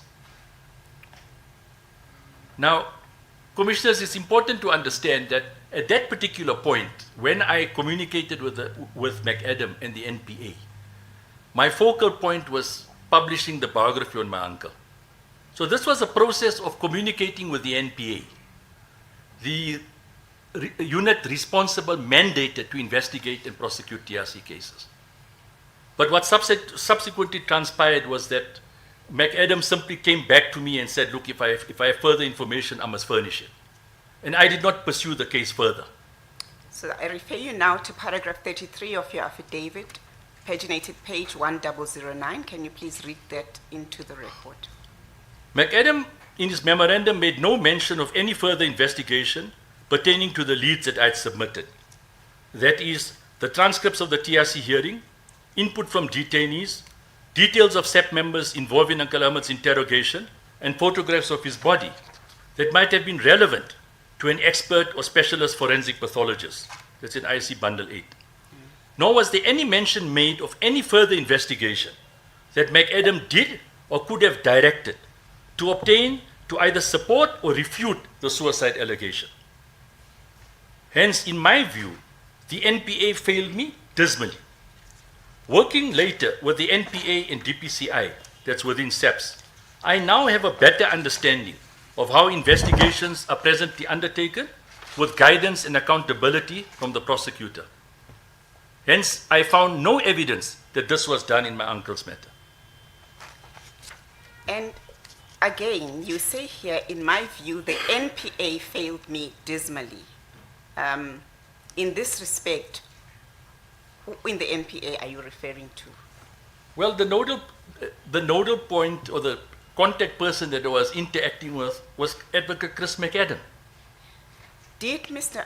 Adam, at any stage in 2004 relating to your case, tell you that there was a challenge with resources to investigate your uncle's? Commissioners, absolutely none, and I think this is documented in the memoranda that he's attached. But nowhere does he make any reference to issues about capacity, resources, absolutely nothing. He simply responds in the memo, in his facts, and concludes by saying that if I have further information, I must make it available. Did Mr. McAdam at any stage indicate that he was politically pressured to not follow through with the investigation of the death of Mr. Ahmed Timol? Absolutely no. At paragraph 34 of your affidavit, if you can just read that into the record. So this is on page 1010. McAdam also made no mention of Isup, this is Dr. Salim Isup, ever been approached until 2016 when the inquest was reopened. One would have assumed that as the only detained person to have last seen Uncle Ahmed alive and who was arrested with him, at least a consultation and the obtaining of an affidavit from Isup would have been the first port of call. I believe that McAdam, as a prosecutor, would have guided the investigator to obtain an affidavit from Isup and other detainees. To the best of my knowledge, this was not done. The onus was on me to investigate the matter further. After Rodriguez died in 2021, I successfully applied in terms of the Promotion of Access to Information Act, the PAIA, for a copy of the criminal case docket. After perusing it, I noted how a thorough investigation had been guided before charging Rodriguez. In my view, the effort exhibited by the NPA and DPCI prior to 2017 and before charging Rodriguez was nothing short of disgraceful for those whose core function it was to investigate crime and prosecute criminals. You seem to be making a distinction between the period before 2021 and the period before then, rather. What is that distinction about? The distinction about the investigation that then took place after the inquest was held and the matters were removed from PCLU to a new unit of the NPA. So let's put this in context, Commissioner. So from 2003 till 2015, the Timol file is closed by the Priority Crimes Litigation Unit. After I enlist the support of civil society and the Foundation for Human Rights, which we can discuss later, we make an application to the NPA to reopen the inquest. So the work is primarily done by us. And on that basis, the NDPP, Sean Abrams at the time, through the Minister of Justice, reopens the Timol inquest. We subsequently have the inquest with Judge Motley making the finding. Then, for the 6 months period, Advocate Seme, as I've outlined earlier, I have this runaround. The docket ends up, Commissioner Khomo, on the desk of DPP Chauke, which we can unpack later. And within a short period of time, Rodriguez is charged. Now, it's important to make the distinction that the work is done not by the Priority Crimes Litigation Unit. It's by the DPP's office, South Gauteng, Johannesburg, under the watch of the DPP Chauke. And it is his office that charges Rodriguez on the 30th of June 2018 for defeating the ends of justice. And when he's charged, the NPA and the state is ready to proceed with the criminal trial. We now know that in many instances people are charged and then it takes another 6 months and a year for the state to be ready, to prosecute. But here the state was ready. So for me, these were the clear early indicators that there was a shift. That when the matter was removed from the PCLU, it went to DPP Chauke, assigned to a prosecutor who has no affiliation to the PCLU. In a short period of time, 3 months, a docket is prepared, Rodriguez is charged. And once Rodriguez is charged, we will then discuss the issue of the full court and the Supreme Court of Appeal and so on. So there was a clear distinction, in my view, that there was now something different happening.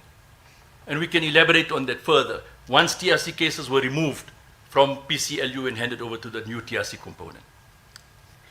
I now refer you to paragraph 50.1 of your affidavit, and it's paginated page 1018 of your affidavit. Can you read that into the record and then take us through quickly? Okay, so that's paragraph 50.1. Yes. After studying an internal memorandum dated 4th February 2016 from McAdam to Pretorius, where the heading states reopening of Timol/Agate inquest, that's ISC 11, the following facts emerge. McAdam again referred to my alleged information on Rodriguez, his daughter, and Powell, stating that I was not only satisfied with the explanation provided, but I was now confused with what both journalists Powell and TRC investigator Pichot stated. If McAdam only read the Timol TRC file and he interviewed Pichot, he would have had the full details of what transpired. Rather, he deflected towards me that I was, quote, supposed to be confused, unquote, on the information provided. McAdam further, what you call, provides an update on the Timol investigation, where he says that Captain Nell was requested to canvass availability of other witnesses. In other words, police officials, medical doctors, and members of the deceased family. It then later emerged that the only witness that Nell located, this is for the 2017 inquest, was never else. It was the same Ben Nell, commissioners, who then testified at the reopened Agate inquest, where he was called a farrier, a sellout, by his colleagues for investigating TRC cases, and this elaborated in paragraph 141. McAdam also in his memorandum identified other detainees who were never called as witnesses to shed more light on the matter. One was Mr. Pahad, who was allegedly arrested from my uncle's interrogation. Also in his affidavit in the 2017 inquest, he had tasked Madeleine Fullard, who I believe worked in the missing task teams unit at the NPA, to draw the files of, amongst others, Nasim Pahad, and in brackets if available. That's in bundle IC 13. In the Rodriguez indictment in bundle IC 19, Pahad was listed as one of the witnesses who was to testify in the matter between the state and Joel Rodriguez. Details of Pahad's alleged arrest as a result of my uncle's interrogation will not be known, as Rodriguez's criminal trial never commenced due to his passing. Fullard from the missing task team unit had also undertaken to establish whether Gordon Winter, who claimed in his book to have first-hand knowledge of the Timol incident, was alive and where he was residing. Fullard's findings remains unknown. He also states that in my uncle's matter, that there were indications that the evidence may be located in the UK, in the United Kingdom, that would have to be accessed through a mutual legal assistance MLA process. It remains unclear as to what evidence in the UK is McAdam referring to. So this is all new information that is presented in this memorandum that is now attached in his affidavit in the 2017 inquest. And this memorandum was never shared with you or given to you at any stage Absolutely prior not. to that? Absolutely not. As you were asking McAdam and following up with him, he never detailed any of this. The last communication, Advocate Seamer, Commissioners, if I remember, was in 2004 when he said, if I have new information, I must furnish it to him. There was no further communication, no updates. I subsequently heard later in the memoranda that he had attached, that the Timor file was closed in 2006. So I heard nothing further from the NPA after his last communication.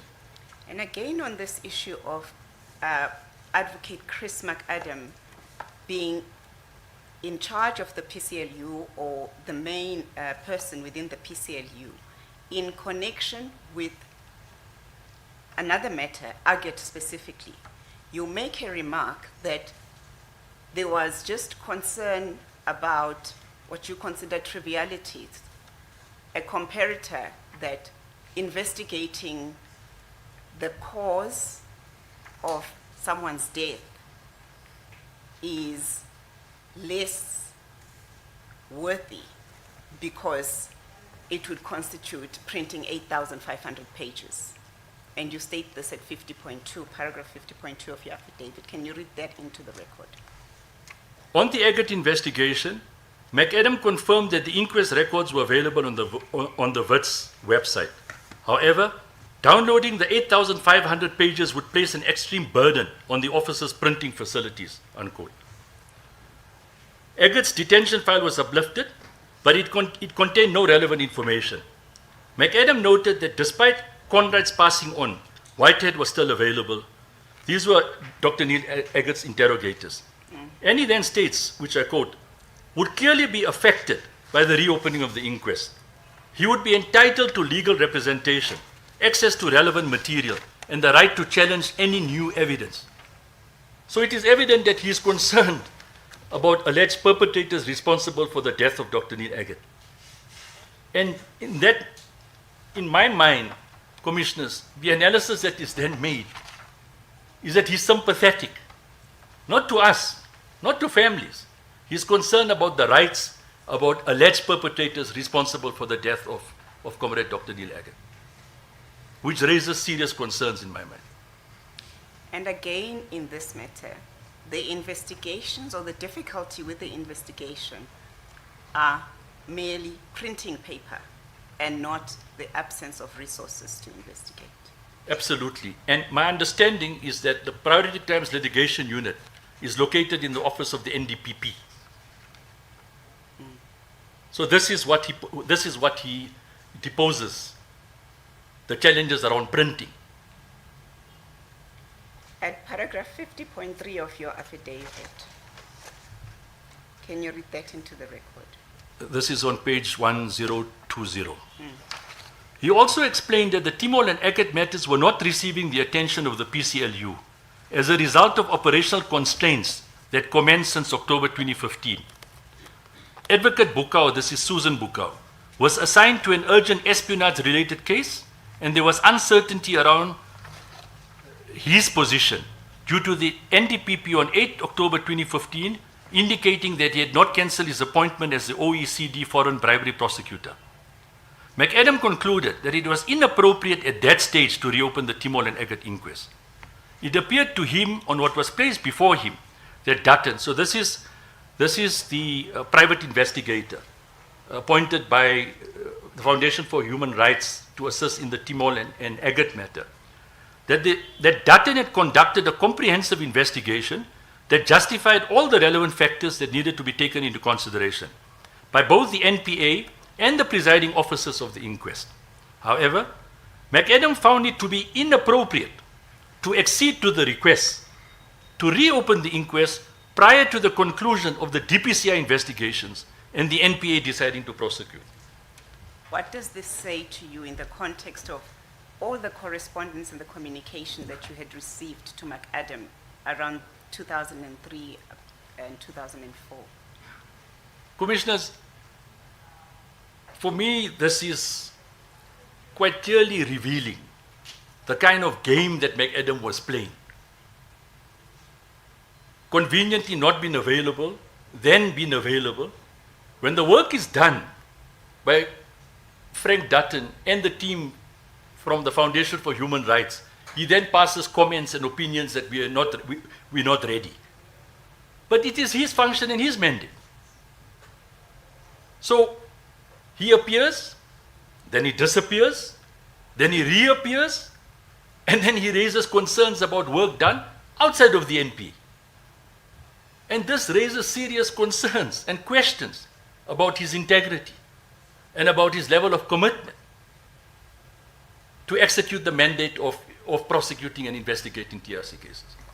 And without going there, due to the constraints of time, you have read the affidavit, the in-camera affidavit of Nokuthula Simelane. And can you just, from the top of your head, tell the Commissioner what that pointed out in respect of McAdam to you? Commissioners, I had a glance of that in-camera, I think it was in Kadimeng at that time, in relation to the disappearance of her sister, Nokuthula Simelane. And my initial glance of that particular in-camera hearing is that the likes of McAdam and Pretoria are consistently involved in this matter. From 1996, when that notorious building was still called John Foster Square Police Station, a case was opened. And again, I don't have the full details of that matter because I did not investigate it. But there's a clear pattern when one interrogates the memoranda and the internal communication in that matter, that McAdam and Pretoria are involved. It was a legal resources center that was representing the family at that particular time, from what I can recollect. And the usual story, not sufficient information, not enough information, following up on a witness, then finding a scene where possibly the remains are, then not having sufficient information to reopen the inquest, then to charge, then not to charge. So for me, there's a clear pattern that you play this thing between NPA, DPCI, NPA, you let the family's legal counsels run from one pillar to the other pillar, and at the end of the day, alleged perpetrators pass on, which we can deal with later in the Ahmed matter and in the Hafiji matter. So when I'm reading this, and based on my own experiences, there's a clear picture emerging in my mind, based on my experiences, that these individuals within the NPA are playing this game where they move you from pillar to post. They'll tell you it's DPCI, and you got no access to DPCI. And the councils will write letters, and they will respond back, and I didn't say this, and you said that. At the end of the day, the perpetrators pass on, and in my view, the mission is accomplished, that they are not held accountable. And you referring to those two people, but did you come across the name Lisk in the matter of Nokutula Similan? I'm not sure, to be honest with you, Commissioner Homo, if Lisk was involved in the, he could be, but I'm not sure. To be honest with you, I'm not sure. No, it doesn't matter. Okay. Thank you, Mr. Kaji. I now take you to the section where we deal with the great assistance that you have received from civil society, particularly the assistance of the Foundation for Human Rights, who really held the hand of the Timol family and must be commended for the work that they did to assist you in ensuring that the inquest into Ahmed Timol's murder is done. I want you to place that on record. You have paragraphs, or you want me to speak about it? No, just to speak about the great Look. assistance and how Look, the Foundation for Human Rights sure. was instrumental, not only in your case, but has been instrumental in many other cases to fill the gap where there wasn't assistance coming from the state in respect of the deaths of the loved ones of families. Sure. So, commissioners, after publishing the 2005 book, I'm already warned by people close to me that pursuing the Timol matter is going to create problems. But I'm convinced that there are missing pages in this book that must be explored. And hence, I start a new process of investigating and researching. And in 2009, I called for the reopening of the Timol inquest. If I recollect, my first interaction with the Foundation for Human Rights was in 2012, where I approached TRC Commissioner Yasmin Suka. I don't think I was prepared or ready to proceed in the relationship. I retreated and I continued with my investigations pertaining to ascertain what happened to my uncle.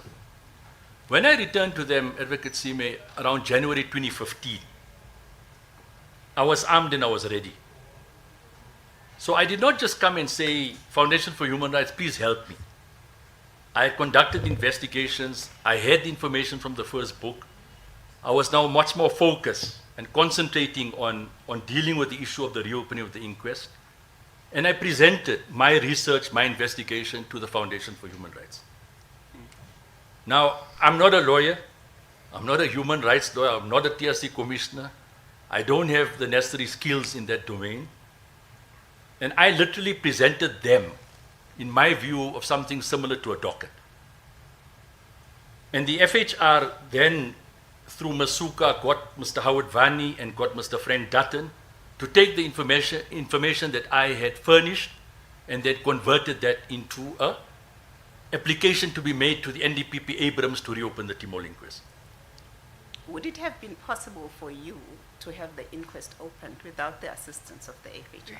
Impossible. How? I'm not a legal person. I don't have the funding. I don't have the. How do I take my investigation and convert it to an application to be presented to the NDPP? It's impossible. In our consultation, you said you have a message of gratitude that you want to extend to them. I've done that consistently. I've done it privately. I've done it publicly.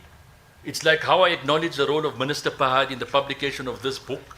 I publicly acknowledge the role played by the Foundation for Human Rights in assisting me to reopen the Timol inquest, representing us during the full bench hearings, the SCA hearings, assisting other families. So they've played a pivotal role, absolutely pivotal role, and it's a role that they have played and I have played in the absence of the state failing to execute its duties. That must be emphasized. Thank you. Now I refer you to paragraph 49 of your affidavit, and that is page 1017 of the paginated page. Sure. So the heading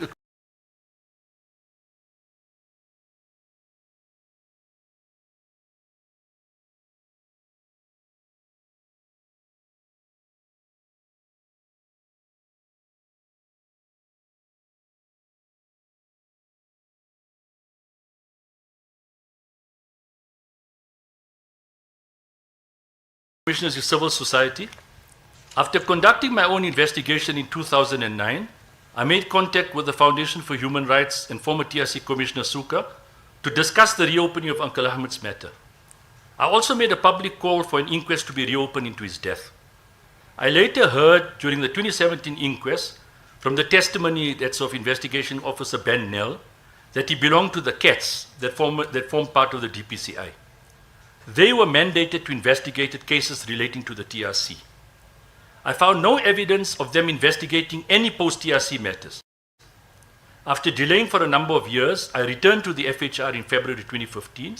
Later, in a meeting with Masuka, Advocate Howard Vani, who was also involved in the TRC, and the late private investigator Frank Dutton, I presented my findings that formed the basis of a docket. This was done to seek the reopening of Uncle Ahmed's inquest and to ascertain the truth on how he was killed. So, can you take us through the steps that were taken leading up to the opening of the inquest into Mr. Ahmed Timol's death? So Advocate Sime, after I presented my findings, like I've indicated, I mean, this was now the speciality of Mr. Vani, former investigator from the TRC, with his legal pedigree, and renowned investigator Frank Dutton, for them now to compile this and prepare an application to present to the NDPP Sean Abrams. And this is what transpired. I think it's in the next paragraph. So, can you read that next paragraph into the record? Sure. So this is paragraph 50, Commissioners. In January 2016, a meeting was arranged through FHR with the NDPP Abrams and his team. FHR presented our new evidence, demonstrating that it was in the interest of justice to reopen Uncle Ahmed and the Agate inquest. This included Dutton obtaining statements from Salim Isup, remember he was the one detained with Uncle Ahmed, and other detainees who were detained with Uncle Ahmed, as well as others detained in the 1960s who vividly described their torture ordeals. Later, my press releases and evidence led at the reopened inquest resulted in witnesses coming forward to testify, disputing the alleged time of my uncle's death. The police claimed that it was late afternoon, around 1600 hours, when in fact the eyewitnesses testified that it occurred in the early parts of the day. We also acquired the services of experts presenting medical evidence on the nature of wounds and injuries inflicted on my uncle's body ante-mortem, in other words, prior to his death. And the Judge Mota makes a specific observation around your role, or the role that you played, rather, in the opening of the inquest and following up consistently from the time of the TRC publishing of the book up to 2017 when the inquest is done, and beyond it as you sit now to testify. Can you recollect what he said about your effort? Can you refer me to the paragraph? You prefer the paragraph? Yes, please. Okay, if you can just hold, I will refer you to it now. It's paragraph 59 on page 1023. Thank you. I've got that.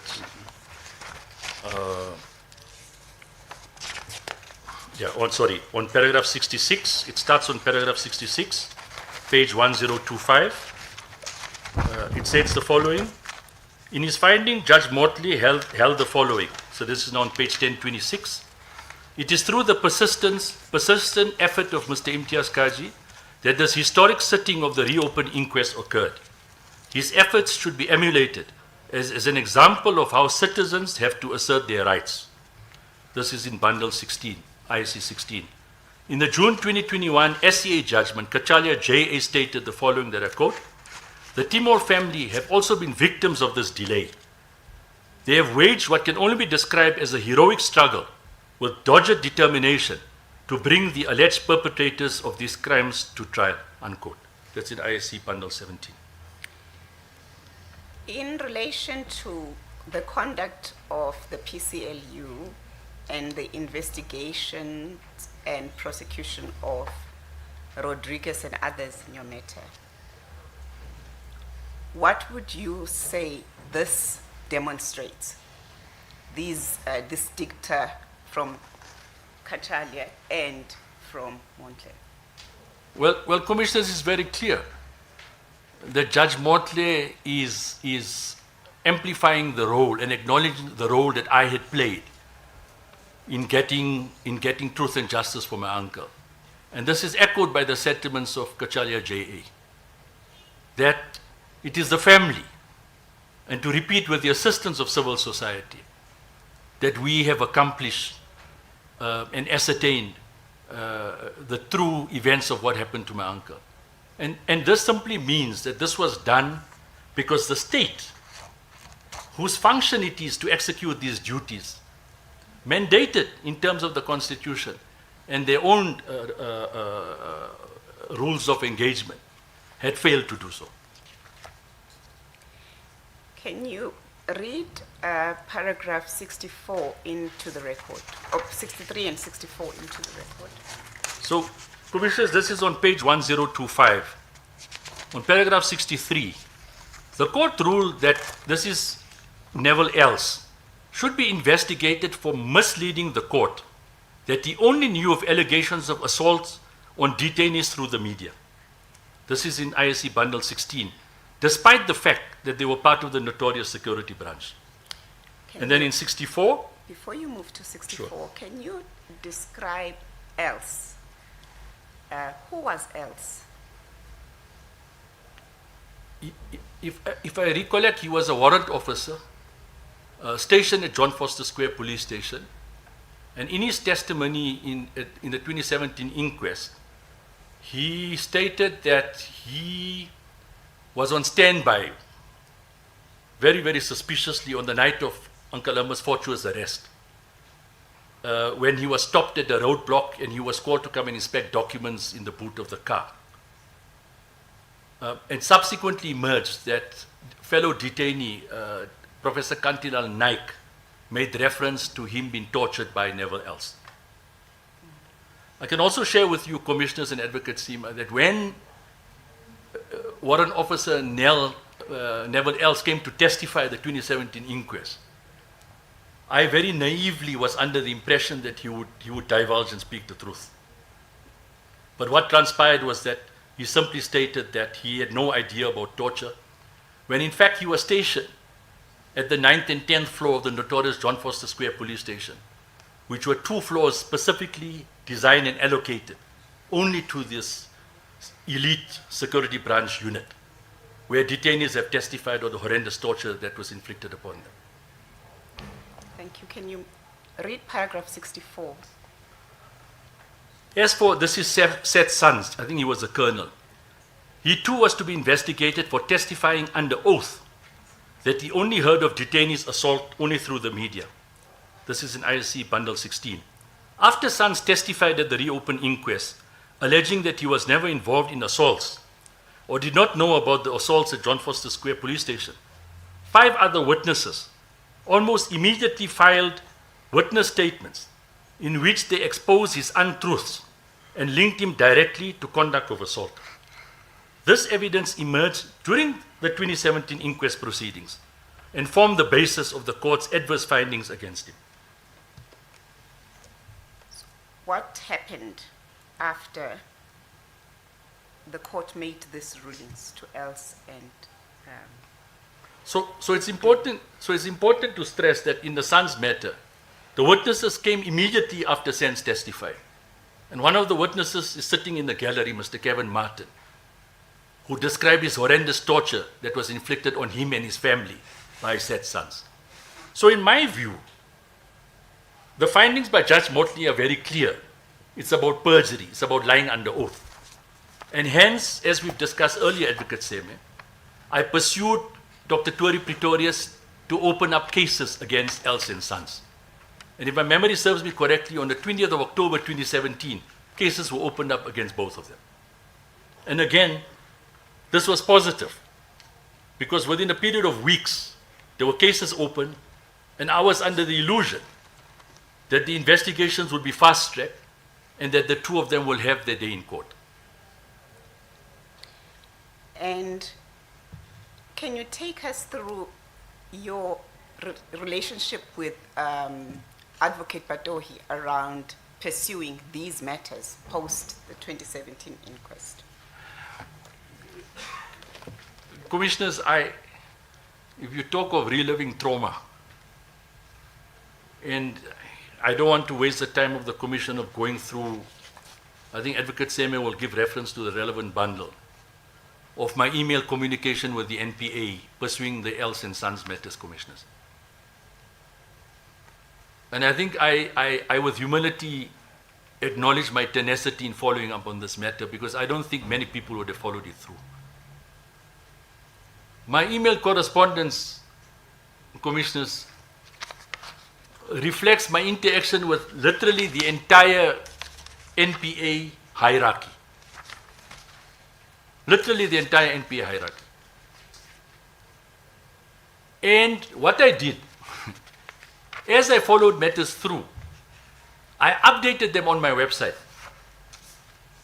And I thought that shocking them by publicly exposing them would push them into action. But the reality was they remained defiant. They remained defiant. And if I thought about the 6 months giving the runaround by Tory Pretorius on the Rodriguez matter, I think here they were teaching me a lesson. To simply tell me that they will protect Neville Els and Seth's sons. And there's nothing I can do about it. Again, with the assistance, with Weber Wenzel and Mr. Murray Hawthorne at that time. And again, we've got the details and the correspondence, where after 2-3 year period, they make a decision not to charge Els and Sons. They don't interview any of the witnesses like Mr. Kevin Martin, whose affidavits were all presented at the 2017 inquest. It was there. The findings of Judge Motley, Advocate Seme was there. They had to simply follow through, and they gave me the runaround. Till they made a decision that they're not going to charge Els and Sons. Then it becomes more peculiar. That my understanding was this is a direct TRC-related matter coming out of the 2017 inquest. The matter is not handled by the TRC component. It gets moved over to representations. And like we read earlier, Advocate McAdam concerned about representations for Cronwright in the Agate matter. The NPA is concerned about representations for Els and Sons. They don't pursue the witnesses who testified. Ed, I want to refer you to paragraph 103, where you deal with this Els and Sons matter, and it's pages 1042 of the bundle.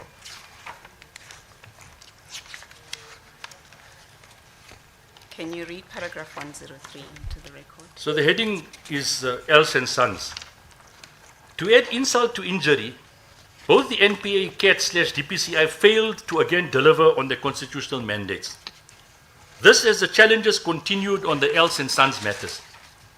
This started from the failure to investigate or causing to investigate the matters properly, to the juggling of the Els and Sons matters between the Priority Crimes Litigation Unit, the National Office, National Prosecuting Services under the NPS representations, and the DPP's office in Pretoria, in my view, was a comedy of errors.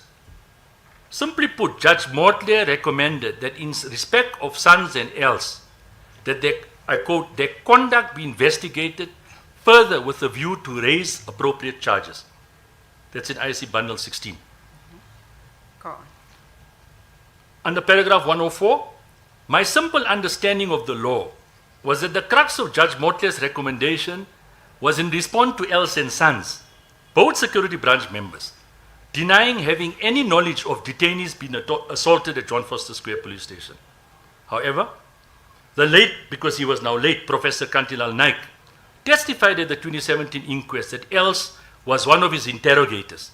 And as a result of torture, he lost mobility in his hand. We also found that in Els's personal police file, confirms that Kukula Sidwa brought a civil suit against Els and Major Cronwright and Warrant Officer Dietlefs. That's in bundle 32. Cronwright was later implicated with Security Branch Officer Nick Dietlefs in the Agate matter. Dietlefs also played a role in another reopened inquest into the death of Mr. Ernest Dipali, who died approximately 6 months after Agate, also at John Foster Square Police Station. Certainly, to me, this was not a coincidence, and given that my uncle died in 1971, and the subsequent civil claim was instituted some 9 years later, it would not be conjecture to draw the conclusion that assaults and torture were routinely exercised by the security branch. If you think about what happened in the investigation of Els and Sons and the time lapse that occurred, particularly with the witness, Professor Naik, being still alive at that time, do you draw parallels with what happened in your case, specifically with your Uncle Ahmed's case, until the time that Rodriguez passed away? Absolutely. There's absolutely no doubt. And the details are deposed in this affidavit. That what they were simply doing is that they were playing for time. So Professor Naik passes on, and then they say they could not take a statement. Dr. Salim Isup is not well, they cannot take a statement. But when they were healthy, immediately after the inquest, they failed to interview them. Now, in the Timol matter, commissioners, we go back to the timeline. Judge Motley makes a finding on the 12th of October 2017, Advocate Sime. I then follow up for 6 months getting the runaround. Within a 3-month period, DPP Chauke and his office institute charges against João Rodriguez. This is the 30th of June 2018. Then Rodriguez has 19 court appearances from the 30th of June 2018 till around 30th of June, July 2021. 19 court appearances, and all of his appearances are postponed. During this period, he brings out a 342A application, a permanent stay of prosecution application, so that the charges must not be laid against him. Again, if my memory serves me correctly, May 2019, the full court listens to his arguments. 3 judges, Kolapan, Opperman, and Motsidi. June 2019, they make a decision, they dismiss the application. His counsel then appeals to the Supreme Court of Appeal in Bloemfontein. Remember, full bench hearing, commissioners, is June 2019. His matter gets heard at the Supreme Court of Appeal in Bloemfontein around October 2020. Look at the time delay. It's COVID, it's done virtually. The findings of the SCA is made in May, June 2021. Again, his legal counsel then lodged an application now to go to the apex court, which is a constitutional court. And by the time they make the applications, in September 2021, Rodriguez passes on. So I sit and I watch this proceedings unfold. I take time off at work. I take leave. I go to the Johannesburg High Court. I go to the Palm Ridge High Court. And I attend almost all of his 19 court appearances, commissioners. Many times it's only me and him and his legal counsel. And the matter gets postponed. I've got no understanding how the legal system works. I've got to now figure it out, that in terms of this constitution that is heralded the best in the world, Rodriguez has got rights. And his counsel, Jab Salias, argues that the rights of his client are infringed in terms of this constitution. He's not given a fair trial, the issue about his age, the issue about lapse of memory, the issue about the TRC investigating, interviewing him in 1997, the NPA failing to conclude the case in 2003. They then alleged political interference. They alleged allegations that there was a secret amnesty deal. And on that basis, they say, no, our client cannot be charged. And again, assisted by the Foundation for Human Rights and my legal, I'm following these proceedings as a layman to trying to grasp and comprehend. We had no rights during apartheid. Post-1994, it appears to me that Rodriguez has got more rights than us. And I'm questioning and saying, but what kind of a constitution is this? We reopened the inquest. Judge Modley made a profound finding, not based on emotions, or because he paid tribute to me, based on evidence that had to be presented. And now he doesn't have his day in court. He's exercising his rights in terms of the Constitution. And I'm trying to understand that how can this Constitution be heralded the best in the world, advocacy? And then when I do my research, I'm attracted to the opinion of S.C. Moses Sikakane, who then argues and says, but this Constitution is heralded by those who are privileged and those that are white in complexion. And I'm grappling, as I'm not a legal person, to say, but surely we're not asking for preference. But how does this man does not have his day in court? And he is the man that has all the answers of what happened to my uncle.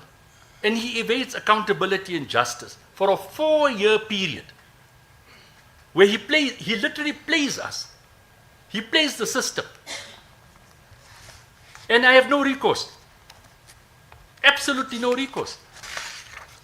Subsequent to the matter being delayed for hearing at the Constitutional Court, you write to the Office of the Chief Justice. At that time, it was Chief Justice Zondo.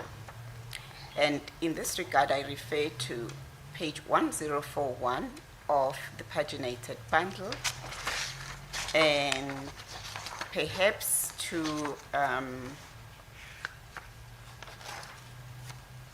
have a proper sequence and so that everybody can follow.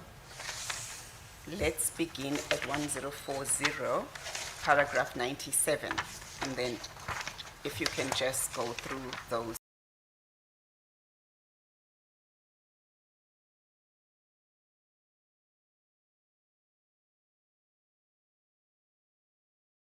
Paragraphs. Sure. So paragraph 97, Commissioners. Rodriguez passes away on 7th September 2021, bringing an end to our attempts to find closure. On the 3rd November 2021,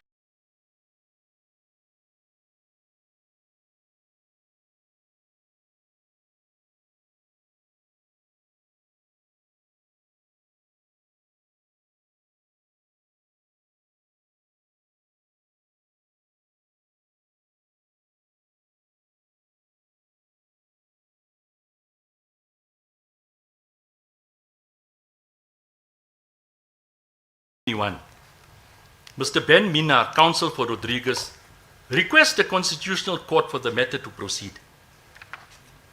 He argued that there were a number of other cases before various courts in the country, and the same issues would arise that needed to be resolved. So a clear indication that Mr. Minar was saying that this matter did not only apply to Rodriguez, but applied to many, many other members, which I would imagine is the former apartheid-era security branch of police officers. And on that basis, he requested that the matter must proceed. In paragraph 98, on 14 January 2022, the Foundation for Equality Before the Law, just some context, Commissioner. So this is the foundation that basically represents former apartheid-era police officers. They've been instituted a number of years ago to represent their interests. They filed a notice of motion for leave to appeal on behalf of the late Rodriguez, and this is in bundle 29. On the 24th of January 2022, this was dismissed as the applicant Rodriguez was deceased. This unfolded in terms of Rule 7.1 and Rule 7.2 of the rules of the Constitutional Court, that's in ISC Bundle 3. It was therefore a grave injustice to the family and myself that Rodriguez was not held accountable, and he evaded justice for his role in the murder of Uncle Ahmed, as per the 2017 inquest finding. So, you write a letter that's at paragraph 99. So, remember, I watched these proceedings. Parallel, I watched Else and Sons. Now I watch Rodriguez. And I'm trying to explore what other avenue do I have? Who do I raise this matter with? And then on the 27th of May 2022, I lodged a complaint with the Office of the Chief Justice. I think that was Chief Justice, the retired Zondo. And my prayer for the office was to investigate the prolonged time delay in hearing the Rodriguez appeal. And for ease of reference, I indicated a timeline. I stated that it took 47 years to overturn the ruling of suicide, and another 3 years for the judiciary to decide on Rodriguez's application. Inevitably, 5 decades later, the wheels of justice ground to an abrupt halt, and Rodriguez was never held accountable for his actions. My complaint, therefore, was in view of the inconsistencies that I witnessed on how other matters were prioritized. Example, matters relating to President Zuma, amongst others. So for me as a layman, my perspective was that important matters relating to our tragic history were not prioritized. And in the end, the Rodriguez matter took forever, with him dying before his criminal trial could commence. So no priority. And this was not a matter about Rodriguez and Timol. The Foundation for Equality Before the Law is saying that we want to confront this matter once and for all, because it applies to all our members. And the Concord applies the law and say, no, he's deceased, it can't proceed. So inevitably, my understanding is that it's a matter of time where this argument will resurface. Whether it's in a Craddock 4 matter or it's in any other matter, but it will resurface. And the reality is that this period of 4 or 5 years have lapsed. And by now, if the Concord had attended to this matter, we would have had a finding, and these matters would have been dealt with, because the Concord finding, my understanding, apex findings are final. And this matter could never be raised again by counsels of apartheid-era perpetrators. What did the Constitutional Court say in response to your letter of the 27th of May, 2022? And in this respect, I refer you to paragraph 100 at page 1041 of your affidavit. So the response was received, the response received was that due to the case of Rodriguez being dismissed by the Concord on 24th February 2022, and a court order that was issued, the matter was not in the mandate of the National Complaints Officer. I was further informed that the mandate of the OCJ was limited to investigating delivery complaints related to the SCA. In addition, I was informed that when a court order is issued, the officials of the OCJ cannot investigate matters pertaining to court orders and processes where presiding officers, judges, arrive at decisions they make. In conclusion, the OCJ informed me that they had no mandate to investigate matters where the Concord made a decision, and my complaint was therefore closed. In my view, there was something seriously wrong. It had been repeatedly raised that TRC matters are of vital importance, given time period within which it occurred and was investigated, and then enrolled for guidance from the highest courts in the land. Given the urgency in dealing with the TRC matters, the matters could not just be placed on the court rolls awaiting decisions and dates. You may continue to 101. On 101? For me, what was most concerning was that almost 4 years had passed since Judge Motley ruling, 2017 ruling, and Rodriguez was never held accountable for his role in the murder of my uncle. I literally witnessed the slow wheels of justice in a matter of critical significance, not only for the Timol family, but for the country in addressing its painful past. It literally grinded to an abrupt halt. The raw pain of still not knowing what happened to our loved ones was left untreated. I am therefore of the view that the NPA and the DSO, with SAPs, through the CATS and DPCI structures, must take full responsibility for their failure to act where they had a constitutional obligation to do so. Can you now explain that in the context of also the experience you had in dealing with the courts, particularly the urgency of treating Ahmed Timol's matter, the Constitutional Court? So, as a layman, somebody who has pursued these matters since 1996, and again assisted by the Foundation for Human Rights, I struggle to grasp and understand that how did these events play itself out? Because this was never about just Ahmed Timol and João Rodrigues. This is about our history. And it sent a message to me that this government and its institutions and its legislation and laws and this constitution heralded as the best in the world, we're not asking for preference. But it never took into consideration the constant pain and trauma that we continued enduring. And here the Rodrigues matter is a clear classical example of how the state and the state institutions failed. And they failed dismally. And that is something that is very painful. Coming back to how our loved ones were lost and the freedom and how the freedom was attained. And again, we're not asking for special favors, commissioners and advocacy. But surely, that if they applied their mind, they would have dealt with this very sensitive issue about the past, and we would have progressed as a nation.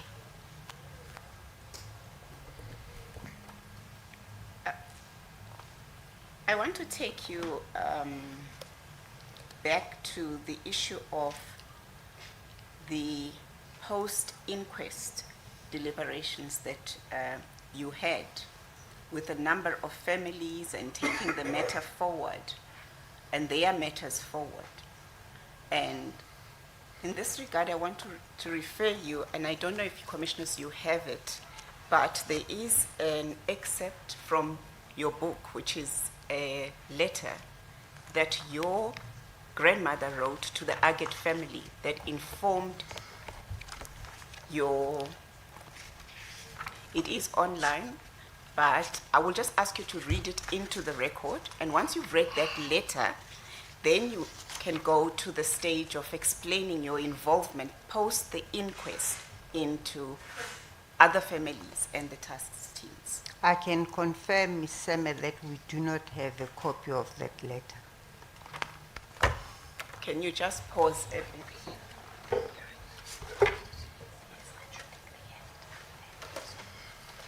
Is it one of the annexes to affidavit? We've uploaded it, and I'm not sure if it's uploaded on the internet, but maybe for the sake of time, may I just request, Chair, that he reads out It the be list. read into the It be record. read into the record, and then we will Yes. deal with how Yes. it is to be taken. You may proceed, Mr. Thanks, Advocate Semen. So this is a letter that I've included in my 2005 book titled Timol, A Quest for Justice. And it reads as follows. It's an undated letter sent by Miss Hawa Timol, and that's my maternal grandmother, Uncle Ahmed's mom. P.O. Box is 446, Roodepoort, 1725. And it reads as follows. Dear Mr. and Mrs. Ahmed and family, my deepest sympathies on the loss of your son Neil. I can imagine how you must be feeling, because I felt the same when I lost my son, also while in detention, and also the same age. Please be brave. God is great, and may he rest his soul in peace. Yours truly, Ms. Hawa Timol, P.O. Box 446, Roodepoort, 1725, telephone number 6991762. And I sourced this letter, commissioners, letter written to the Ahmed family by Hawa Timol on the death in detention of their son, Neil, and the source is the UCT library. So how has this letter and your experiences with your grandmother informed what you say in your affidavit is your involvement with the other families' pursuit for the truth and justice concerning what happened to their loved ones? Commissioners, as I've indicated, I picked up early on when I developed this bond with my grandmother that she was always concerned about others. And I've explained it in the Agate matter, in the Saluji matter. But also in the Saluji matter, Advocate Simi, I built a relationship with the late Suleiman Babla Saluji's wife, Auntie Rukeya, who is late. And you know, I subsequently found out that when he died in police detention in 1964, where they claim he had jumped to his death from the Grays building, which was prior to the John Foster Square police station, she stated that his inquest lasted 5 minutes. 5 minutes. And I made a promise to her that I will ensure that for as long as I live, that the Suleiman Babla Saluji matter will be investigated and the inquest will be reopened. So these are promises that I've made that I hold on to very dearly. And this matter is currently under investigation by the NPA, so they can provide more details about the status. As indicated in my book launch 2005, the Timol inquest was done. It was an unprecedented verdict post-1994. For the very first time, an apartheid-era inquest was reversed. This was momentous, a significant milestone post-1994. So I could have simply just sat back and said, the matter is over, it's done. But I believe strongly in accountability, in truth and justice, because that is what our journey is all about. And that is why I pursued the Else and Sons matters. But apart from that, Commissioners, what transpired post-2017 is that family members throughout the country reached out to me. And they said, but Imtiaz, you were 5 years old when your uncle died. How could you play this pivotal role in getting your uncle's inquest reopened? And I said, no, this has been a lifelong journey. This is what I've done, how I've embarked upon it. This is the support enlisted by the Foundation for Human Rights. This is how we go about doing and reopening these matters. And that is the context for which I participated in task teams with the Foundation for Human Rights. So I had no other ulterior motive, because the Rodriguez matter was now on the criminal roll. Else and Sons matter was now with the NPA and DPCI. My hands were tied. So I could have simply walked away, taken the accolades that Judge Motley had bestowed upon me with humility, and say my journey is over. But I have believed consistently that this journey is part of my calling. That with no academic qualifications, I had succeeded in publishing a book in 2005. Getting a postgrad diploma in management security in 2012, I enabled, with the assistance of the Foundation for Human Rights, to have an inquest reopened. So it was a moral obligation on my part, Advocate Sime, to assist others. I refer you to paragraph 112 of your affidavit. Sorry, one? 112 of your affidavit. It is page 1049 of the one. Sure. Assisting other families. Yes. Can you read that into the record? Sure. So this is page 1049. I participated in 3 task teams post the 2017 inquest. The purpose of the task teams were to assist other families to get closure and answers on what happened to their loved ones. Even though the Timor family finding had been reversed, I was of the view that together with families, we could collect information and evidence mirroring my journey of investigation to show that the loved ones and victims in other families had also died under suspicious circumstances. This was provided at no expense to any person, as I believe it was my calling. Furthermore, the manner in which my matter had been investigated was at no cost to my family or myself. In other words, the costs were incurred by the Foundation for Human Rights. And that is why I've always and continue to be eternally grateful to them for the role they had played. Continue. 113, paragraph 113. The first task team commenced around February 2018 and included representatives of the FHR, the Legal Resources Center, Kulumani Support Group, the legal firm Webber Wenzel, including foreign interns, advocates Howard Vani and Ty Scott, private investigator Frank Dutton, and journalists from Oryx Media, Mr. Benny Gould and Roger Friedman. The task team collapsed around 2018 after one of the attendees from FHR Webber Wenzel refused to share information with participants of the meeting. Transparency and strategy were important in actioning a plan to expedite TRC matters, and thereafter no further meetings took place. So we are not going to talk a lot about the task team per se and how they functioned, because the focus here is to indicate, in respect of our terms of reference, these constant efforts and attempts to stop investigations and prosecutions of TRC cases.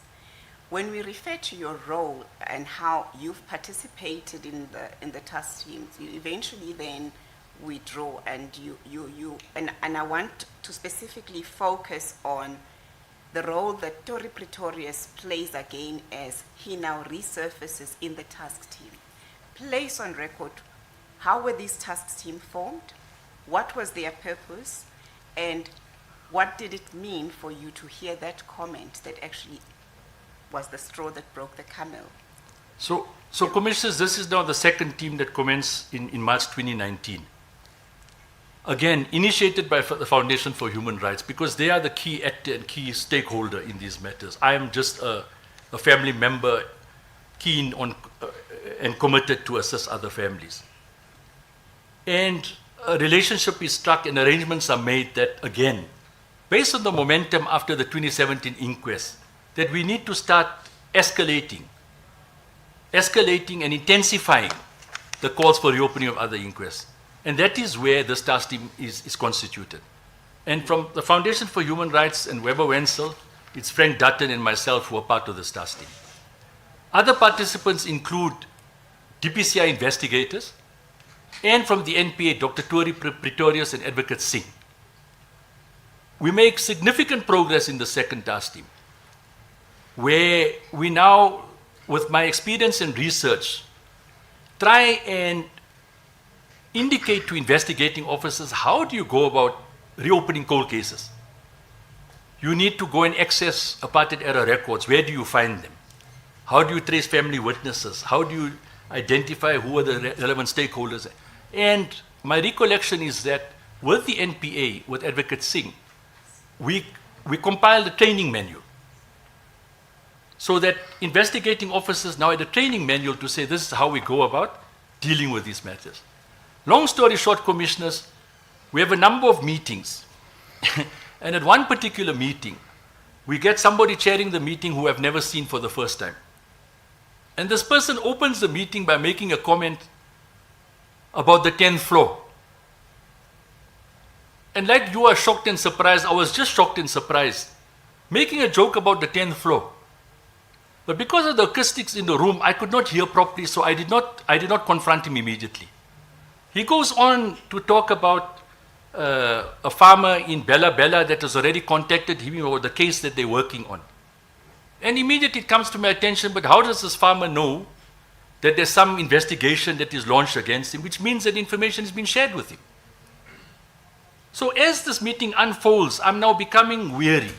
And already from the first meeting of the second task team, Commissioners, I respectfully raised a concern that it was troublesome and worrisome that if we get apartheid-era prosecutors, white in particular, to investigate these cases, when they go to the wives of the Craddock Four, they are not going to trust them. They are not going to trust them. Families are not going to trust them because they are apartheid-era police officers, apartheid-era prosecutors. So I raised this respectfully in the task team, in the first meeting and in the subsequent meetings. When the meeting concluded, I concurred with some of the colleagues that my hearing was correct, that the person concerned did make jokes about the 10th floor. And what I subsequently did, I followed up in email correspondence to Dr. Tory Pretorius, that this is what transpired, making jokes about the 10th floor, an alleged suspect knows about the status of a case against him. I've asked for updates on the Elson Sons matter and he says I'm harassing him. And then I raised the issue that there's a concern. If you get apartheid-era prosecutors and IOs, families are not going to trust them. What subsequently transpired, Advocate Singh, is that he wrote correspondence not to me but to my legal counsel. And he quoted some case law saying that I'm conflicted. and that I must be recused from the task team. Now, I'm not a legal person. I don't know about case law. But what I had done was that I had touched a nerve. And I said, there's a concern here. And we need to deal with this concern. And the council felt at the time that I must recuse myself from the task team, so I recused myself from the task team. It's a very difficult pill to swallow, because all I'm trying to do was to assist. My uncle's matter was done, and I think they were afraid of the progress that we were making. And they specifically dealt with me, and they succeeded in dealing with me, because after I was recused, I have no evidence that there was any progress or further meetings with the task team. Your efforts now are in post-2017, and they are all directed at fast-tracking these investigations and prosecutions. And you make recommendations to the NPA, and your recommendations, together with FHR, form this manual. This informs in your assertion that there has been movement from the NPA towards trying to at least deal with these cases. Can you place that on record in respect of the investigation and the prosecution of TRC cases? So quickly, Commissioners, it's important to set context. So the two task teams have collapsed. There's another third task team that collapses. But there's a shift in the approach of the NPA. I think I was so relentless in pursuing them. Email communication, and publicly, because I criticized them. And I felt it was constructive. And the late Deputy National Director, Advocate Rodney de Kock, I think he challenged me. And he said, look, Imtiaz, come and work with us. We have a new model, a new approach. Let's deal with TRC matters. And when he opened this door, how he had done it, the NPA can shed light on that. The TRC cases were removed from the Priority Crimes Litigation Unit. It went to a new TRC component. And the person running the TRC component was Advocate Singh, who I worked with closely in 2018 when we developed the training manual. So when Advocate de Kock opened the door, I said, based on my experiences, based on my concerns, you know, as they say, you keep on throwing stones from outside, but sometimes you need to get into the fire. I then said, no, it's about time that we change this narrative from inside. Because what he's simply saying is that for us as families, we now have access to a prosecutor and an investigating officer assigned to our cases, which is unprecedented. From 2003, our legal counsels would write to the Priority Crimes Litigation Unit and there'll be correspondence, and PCLU will blame DPCI and DPCI. Now, as a family, we're sitting with the DPP. So we sit with DPP Chauke, where we started. And DPP Chauke and his team sat attentively and they listened to all of us, no interruptions, and said, look, we are prepared to work with you. Help us, here's a prosecutor, here's the IO assigned to your case, assist them, provide them with information, details of witnesses. So it started a new chapter, unprecedented. And that is where I felt that we need to now start changing and getting the state to start functioning, because it's their function and their mandate. And that is where this new relationship started.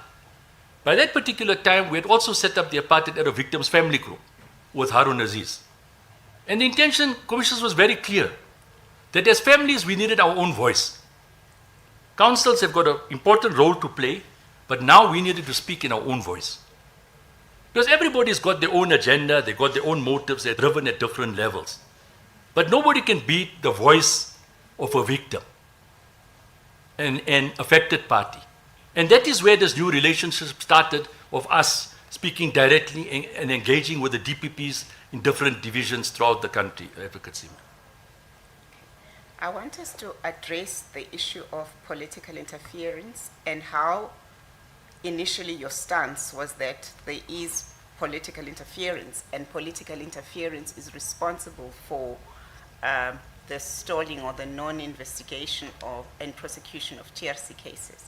and how you now hold a different view, because there seems to be a stark difference, and you need to really take the commission into its confidence to understand you, because you went on affidavit and different fora where you said that there was political interference. If I could just. No, I said 2 o'clock. 2 o'clock we are taking. Ms. Sime, I'm not sure whether you had taken cue of the fact that I had said we'll adjourn at 2 o'clock. And that's why you are now starting a new issue with your witness, or you'd want us to adjourn for lunch now? Commissioners, I'll be guided by you. Yes. I take your directions. Yes. How much long do you still have to go with your witness? If I can just have just 30 minutes. 30 minutes. We'll proceed then. Okay. Thank you, Chair, and thank you, Commissioners. So I've stated this, deposed in my affidavits, I've stated this publicly, so that there's no misunderstanding and dispute about this, Advocate Sime and Commissioners. That from the first affidavit that I deposed in 2017 at the reopened Timol inquest, and we can make reference to it, where I alleged that there was political interference. Now this was as advised by my legal counsel, and I believe my legal counsel. So I was under no duress when I stated this, because I believe the narrative of Advocate Piccoli, Advocate Ackerman, and the publications of Bubenza and Schmidt, that there was political interference. So at that particular time, I never thoroughly interrogated it. I accepted it and I deposed it. So there should be no dispute around that. Subsequently, in the full bench hearings, again, I deposed the same affidavit with the same assertion that I believe there was political interference. And that subsequently went to the SCA. Again, there's no dispute on my part. I've said it privately, I've said it publicly, and I've said it under oath. But Commissioners, after my experience in the Rodriguez matter, the Els matter, the Sons matter, I've made reference here in my affidavit, in the Agate matter, there was absolutely no coincidence that a few days after the senior interrogator Whitehead passes on, they reopened the inquest. In the Dr. Hussein Hafiji matter, shortly before after, the senior interrogator Andy Taylor passes on, the inquest is reopened. When I start looking at these events, Ben Nell tells us, Commissioners, at the Agate inquest, under oath, he states that I was called a traitor because I was investigating TRC cases. The transcripts are there.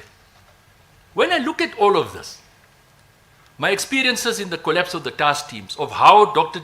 Tori Pretorius, I didn't know I was that important to use case law for me to be recused, and I'm not even a lawyer or legal counsel.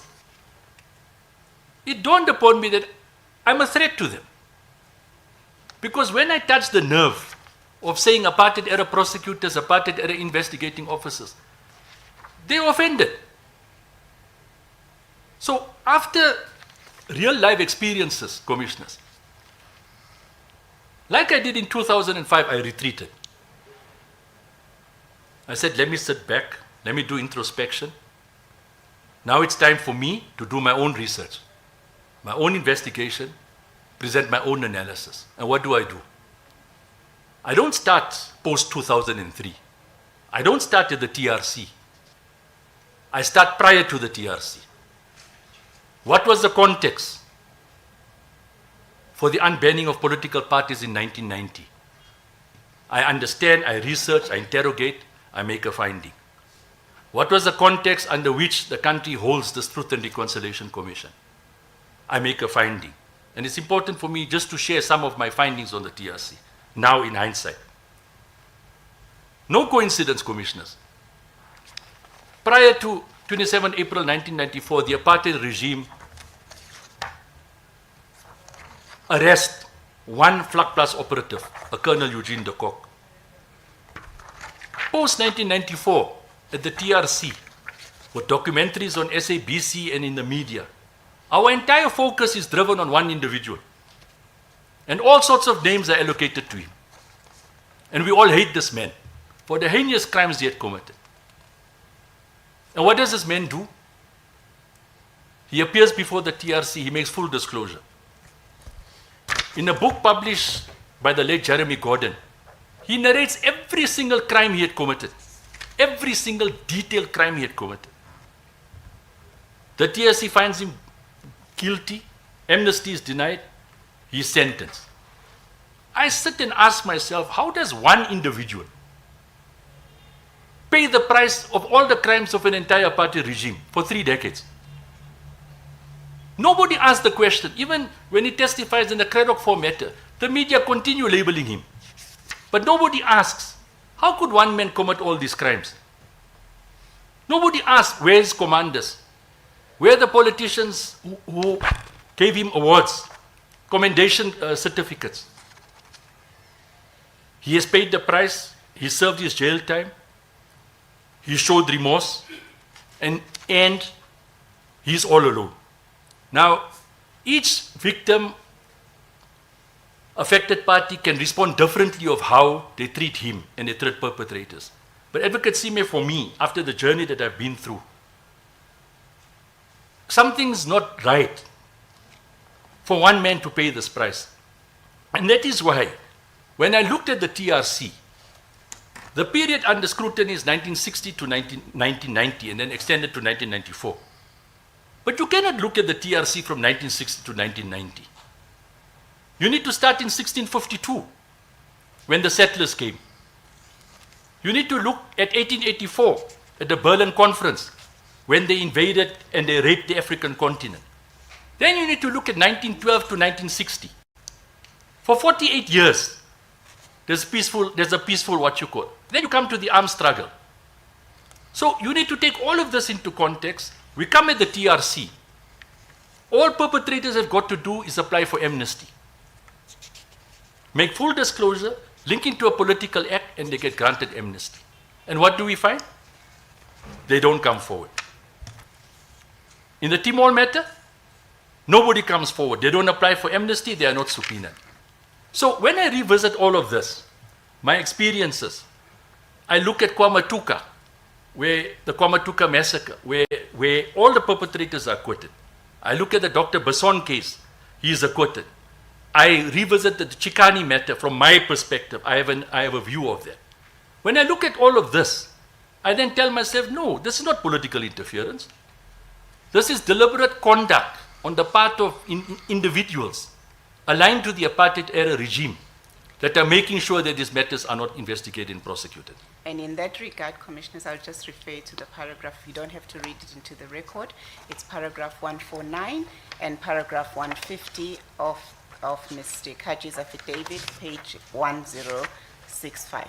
There is a point that you make about this issue of political interference and the obligation that remained on those who allege political interference under the NPA Act. And in this regard, I refer you to paragraph 151, 152, and the reference, the specific reference to the NPA Act and Section 41.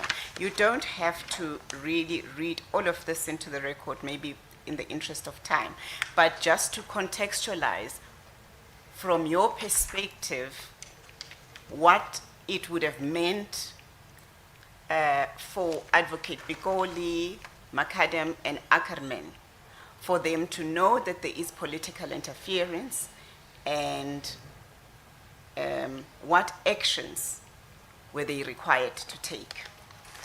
Again, Commissioners, Advocate say, as a layman, my understanding is as follows. That when they appointed within the National Prosecuting Authority, they'd taken an oath to serve without fear, favor, and prejudice. And if anybody interfered in their duties, they had an obligation to open up a case of defeating the ends of justice against them.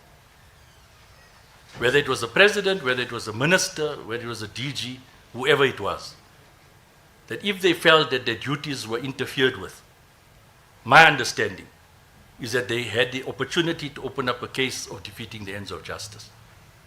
And my recollection is that it has never transpired. And you say this at paragraph 152 with reference to the court judgment of the full court in Rodriguez. Can you read paragraph 152 into the record? Sure. At paragraph 57, the court held the following, I quote, "In whatever form the alleged political interference occurred, the NPA was mandated in terms of both its constitutional and legal responsibilities to act on behalf of society to protect the public interest. In terms of section 179.2 of the Constitution, it empowered the NPA to institute criminal proceedings on behalf of the state, while section 179.4 requires the NPA to exercise its functions without fear, favor, or prejudice, and requires the enactment of legislation to give effect to this requirement." And you also refer to section 41 of the NPA Act, which relates to anybody who tries to interfere with the obligation of those tasked with prosecuting crimes in South Africa. So anybody who interferes Correct. or who tries to dissuade them, what should happen? Well, I mean, the act is very clear. Which paragraph is it? It's paragraph 153. And it's stated by Nsebenza in the affidavit. I'm missing the specifics, the specific paragraph that I wanted to refer you to, but in the interest of time, if you can just, I think that's 158.4 okay, thank you, on page 1071. thank you. If there was evidence that amounted to a violation of section 41.1 of the NPA Act. So my simple understanding, Commissioners, is that the full bench in SCA had ruled that irrespective of any interference that hindered the NPA from executing its duties, they had a moral obligation in terms of the Act to open up a case of defeating the ends of justice. And under no circumstances were they allowed to just succumb to any level of interference, as they alleged. Are you aware that either Advocate Bikoli, Antor Ankerman, Macadam, all of whom say under oath that there was political interference, took any of these steps? Not that I'm aware of.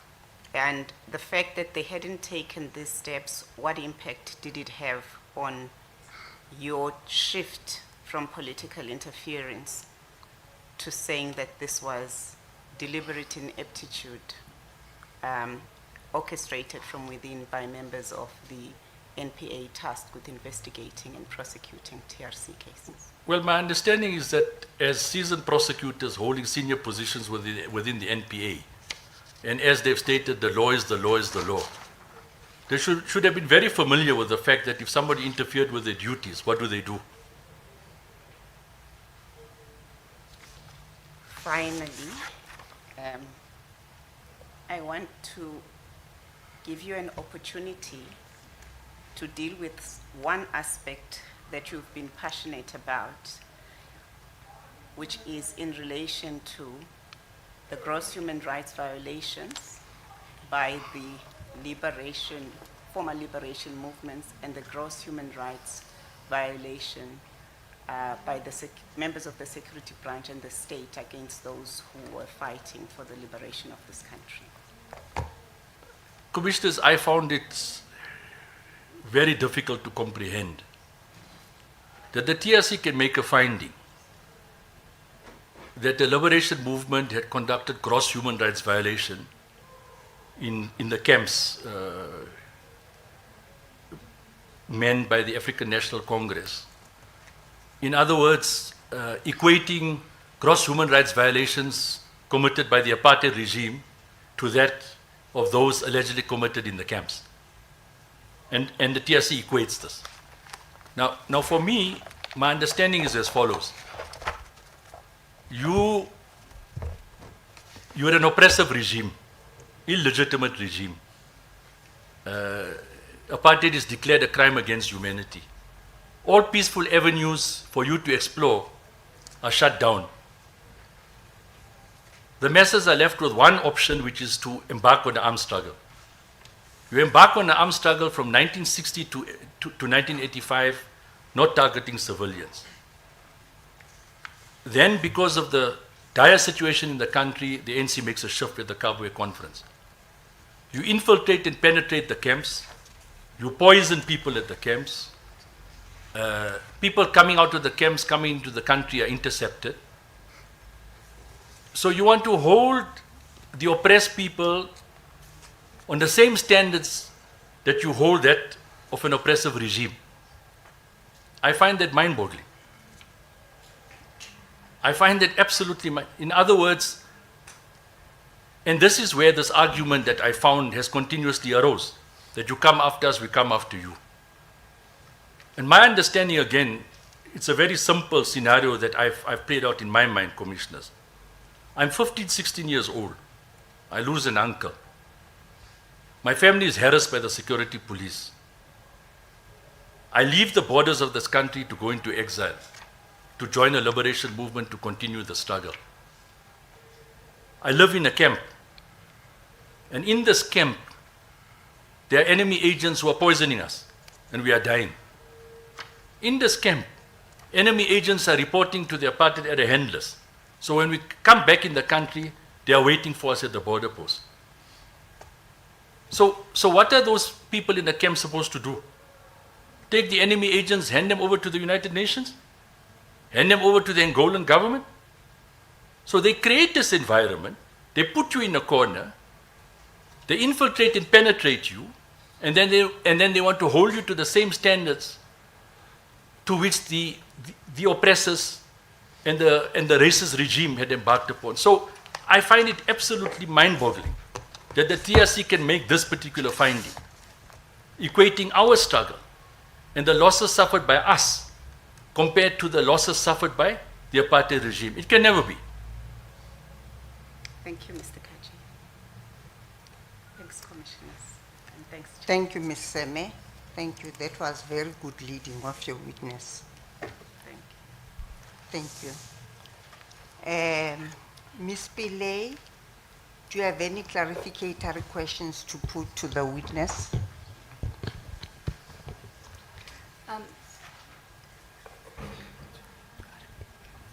Thank you. Thank you, Chair. Chair, we just want to note that we did represent Mr. Kaji in the past, as is evident from his statement. We have submitted an affidavit that was deposed to by Mr. Kimmy from the Foundation for Human Rights, and we believe that Mr. Kimmy's affidavit addresses the allegations that Mr. No, Kaji but has put forward. I'm asking for clarificatory questions. I do understand, Chair. Yes. In terms of clarificatory questions, it was just important that we note that the affidavit is there, but also that we don't have any clarificatory questions to Mr. Kaji. With all due respect to Mr. Kaji, we don't believe that his evidence is actually relevant to this Commission's inquiries. It is not for you to say, it's for you to show I take that the point. it is not relevant. I accept that, Chair. Yes. Do you intend to do that? No, Chair, we have no questions of clarification for Mr. Okay. Kaji. But do you intend to apply for the cross-examination of Mr. Kaji? No, Chair, we only wish to rely on the statement that was...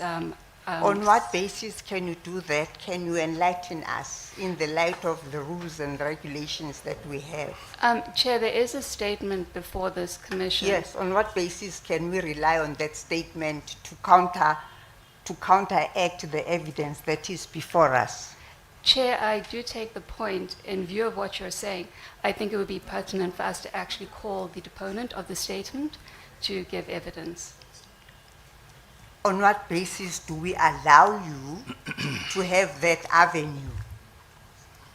Okay, Chair. On what basis do we allow this evidence before us to be given effect to by the presentation of evidence? Thank you, Chair. I've just taken an instruction. What my attorney has said is that we will then make an application to cross-examine Mr. Kaji, and we'll Yes. put that information before him. Yes. Thank you. Thank you, Chair. Ms. Sahaya? Make yourself audible, Ms. Can you not Sahaya. hear me? Oh. I know you speak loud. Can you hear me now? Yes, we can. Thank you so much. I just want to say thank you to the witness. We don't have any clarification questions. As you notice, my leader is not here today, but the British Junior is here. I just want to place her on the record. Yes. Good afternoon, Chairperson. My apologies, I've not had the opportunity to place myself on record yet. So just Yes. for housekeeping, And you are Matseleng Lekwane, Lehwane. Lekwane, Lekoane. Yes, Ms. Yes, Lukwane. I'm the second junior representing the Minister of Justice. Thank you, ma'am. Thank you very much. Do you have any clarificatory No, we questions to don't. put As to the no, witness? no, we do not. Thank you, Chair. Thank you.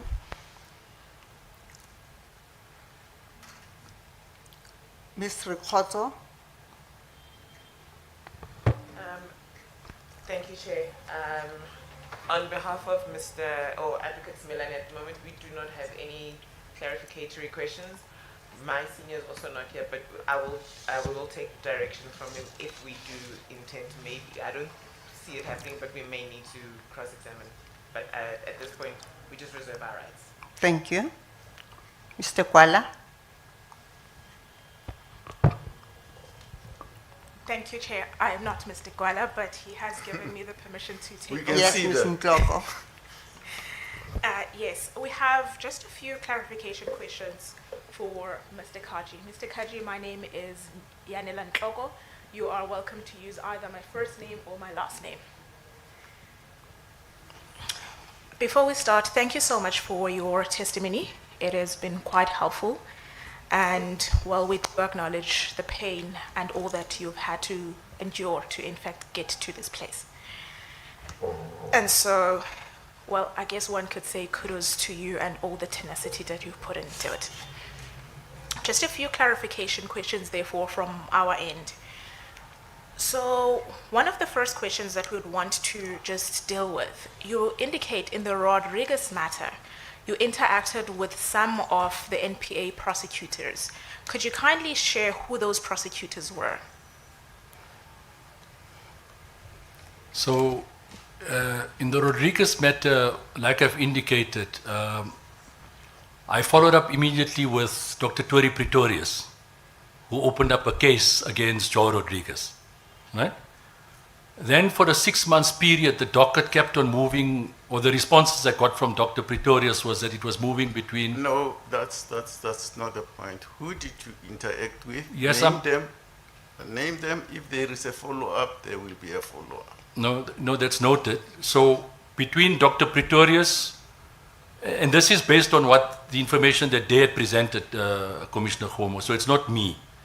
The DPP office in Gauteng, which is DPP Chauke, Yes. and then the prosecutor was Advocate Singh. Just for the record, is that Shabdam Singh? That's correct. And also in your testimony, you indicated that there were people that you believed to have been obstructive in the manner in which these cases were dealt with. Would you be in a position to tell this commission who you believe was obstructive by names? Well, again, remember, this is, first and foremost, I was not there, so this is my interpretation and analysis of what transpired. Well, I mean, for me, the prosecutors, Anton Ackerman, Dr. Tori Pretorius, Advocate Chris McAdam, they were primarily responsible for the Private Crimes Litigation Unit, and in my view, I don't believe that there was political interference. I believe they obstructed the post-TRC investigations and prosecutions by their conduct. And then just our last question in relation to Advocate Singh. Can you tell this commission, when did you start working with or interacting with Advocate Singh? And I can confirm that at the time you spoke to DP Chauke, she was in her office. That's correct. She emerged when the TRC or when the 2017 inquest was reopened. I think Dr. Pretorius was the senior prosecutor and she was, I think, the junior. So that was the first time that we started interacting and engaging. Then obviously during the course of her role in getting João Rodrigues criminally charged, we interacted on that particular matter. And then in the 2018, it's in my affidavit, the second task team, Yes. where the two of us with others were responsible for creating the training manual and working out the model of how we intend pursuing TRC cases. So that was then, and then lastly, after the late Deputy National Director, Advocate Rodney de Kock, opened the doors for the apartheid-era victims family group to interact with DPPs nationally, with families directly. We've interacted with her because she's a nodal point from the NPA. So whenever there's issues or concerns raised by family members, we have a model where processes are registered and escalated. And my role as the AVFG coordinator, I then interact with Advocate Singh. And I know I said the one final question based on what you've said. What then has been your impression of Advocate Singh throughout? Well, I think I've demonstrated it in the affidavit that there's a clear commitment and an appetite to deal with TRC cases since they were relocated from the Priority Crimes Litigation Unit to the new TRC component. And that came under the instruction and the leadership of the late Rodney de Kock. So she's been totally committed. We raise issues, and we have a process, because remember, I don't have power of attorney. So when families interact with DPPs and they're not comfortable, they're not happy with progress, they bring it to my attention, and then I interact with her. So there's regular feedback, and whenever the challenges that are experienced by family members, you know, she interacting with Colonel Nkuna from DPCI facilitate and provide the necessary support. So a complete shift from what transpired under PCLU and from what is transpiring under the newly established TRC component that was established, I think, around September 2021. Thank you so much. Those are our clarification questions. Thank you. Ms. DeForce? Chair, Commissioners, thank you for the opportunity. There are no clarification questions from the Presidency. Thank you. Ms. Seme, I dare say there are no questions on your side based on the clarificatory questions that have been put to your witness. Are you The intimidated? hearing is in order. There are no clarification questions, save to state what I've been instructed by my leader, Mr. Semenya, to place on record that subs are not in attendance and they send their apology. Thank you. It's noted. Mr. Kaji, we know how difficult it is for you to come and give evidence of this nature before this commission. To that extent, we wish to express our gratitude for having made yourself available to come and give evidence. For now, you are excused as a witness, but as you have heard, there is an intention to apply for your cross-examination, at which time you must make yourself available. Is that understood? Understood, Chairperson. Thank you very much. Can I just sneak in one quick, while we've got a few minutes? I just want to place on record, I'd like to thank the evidence leaders, Advocate Seema and Advocate Rangat, for assisting me in preparing me for testifying. It's traumatic, it's very difficult, but Yes. they were ultimately very professional, and I think it's important for us to promote African female evidence leaders. So I just want to put that on record, Chair. Thanks. Thank you very much. We accept the accolade. Thank you. These proceedings are adjourned. We'll reconvene tomorrow at 10 o'clock. As the Commission pleases.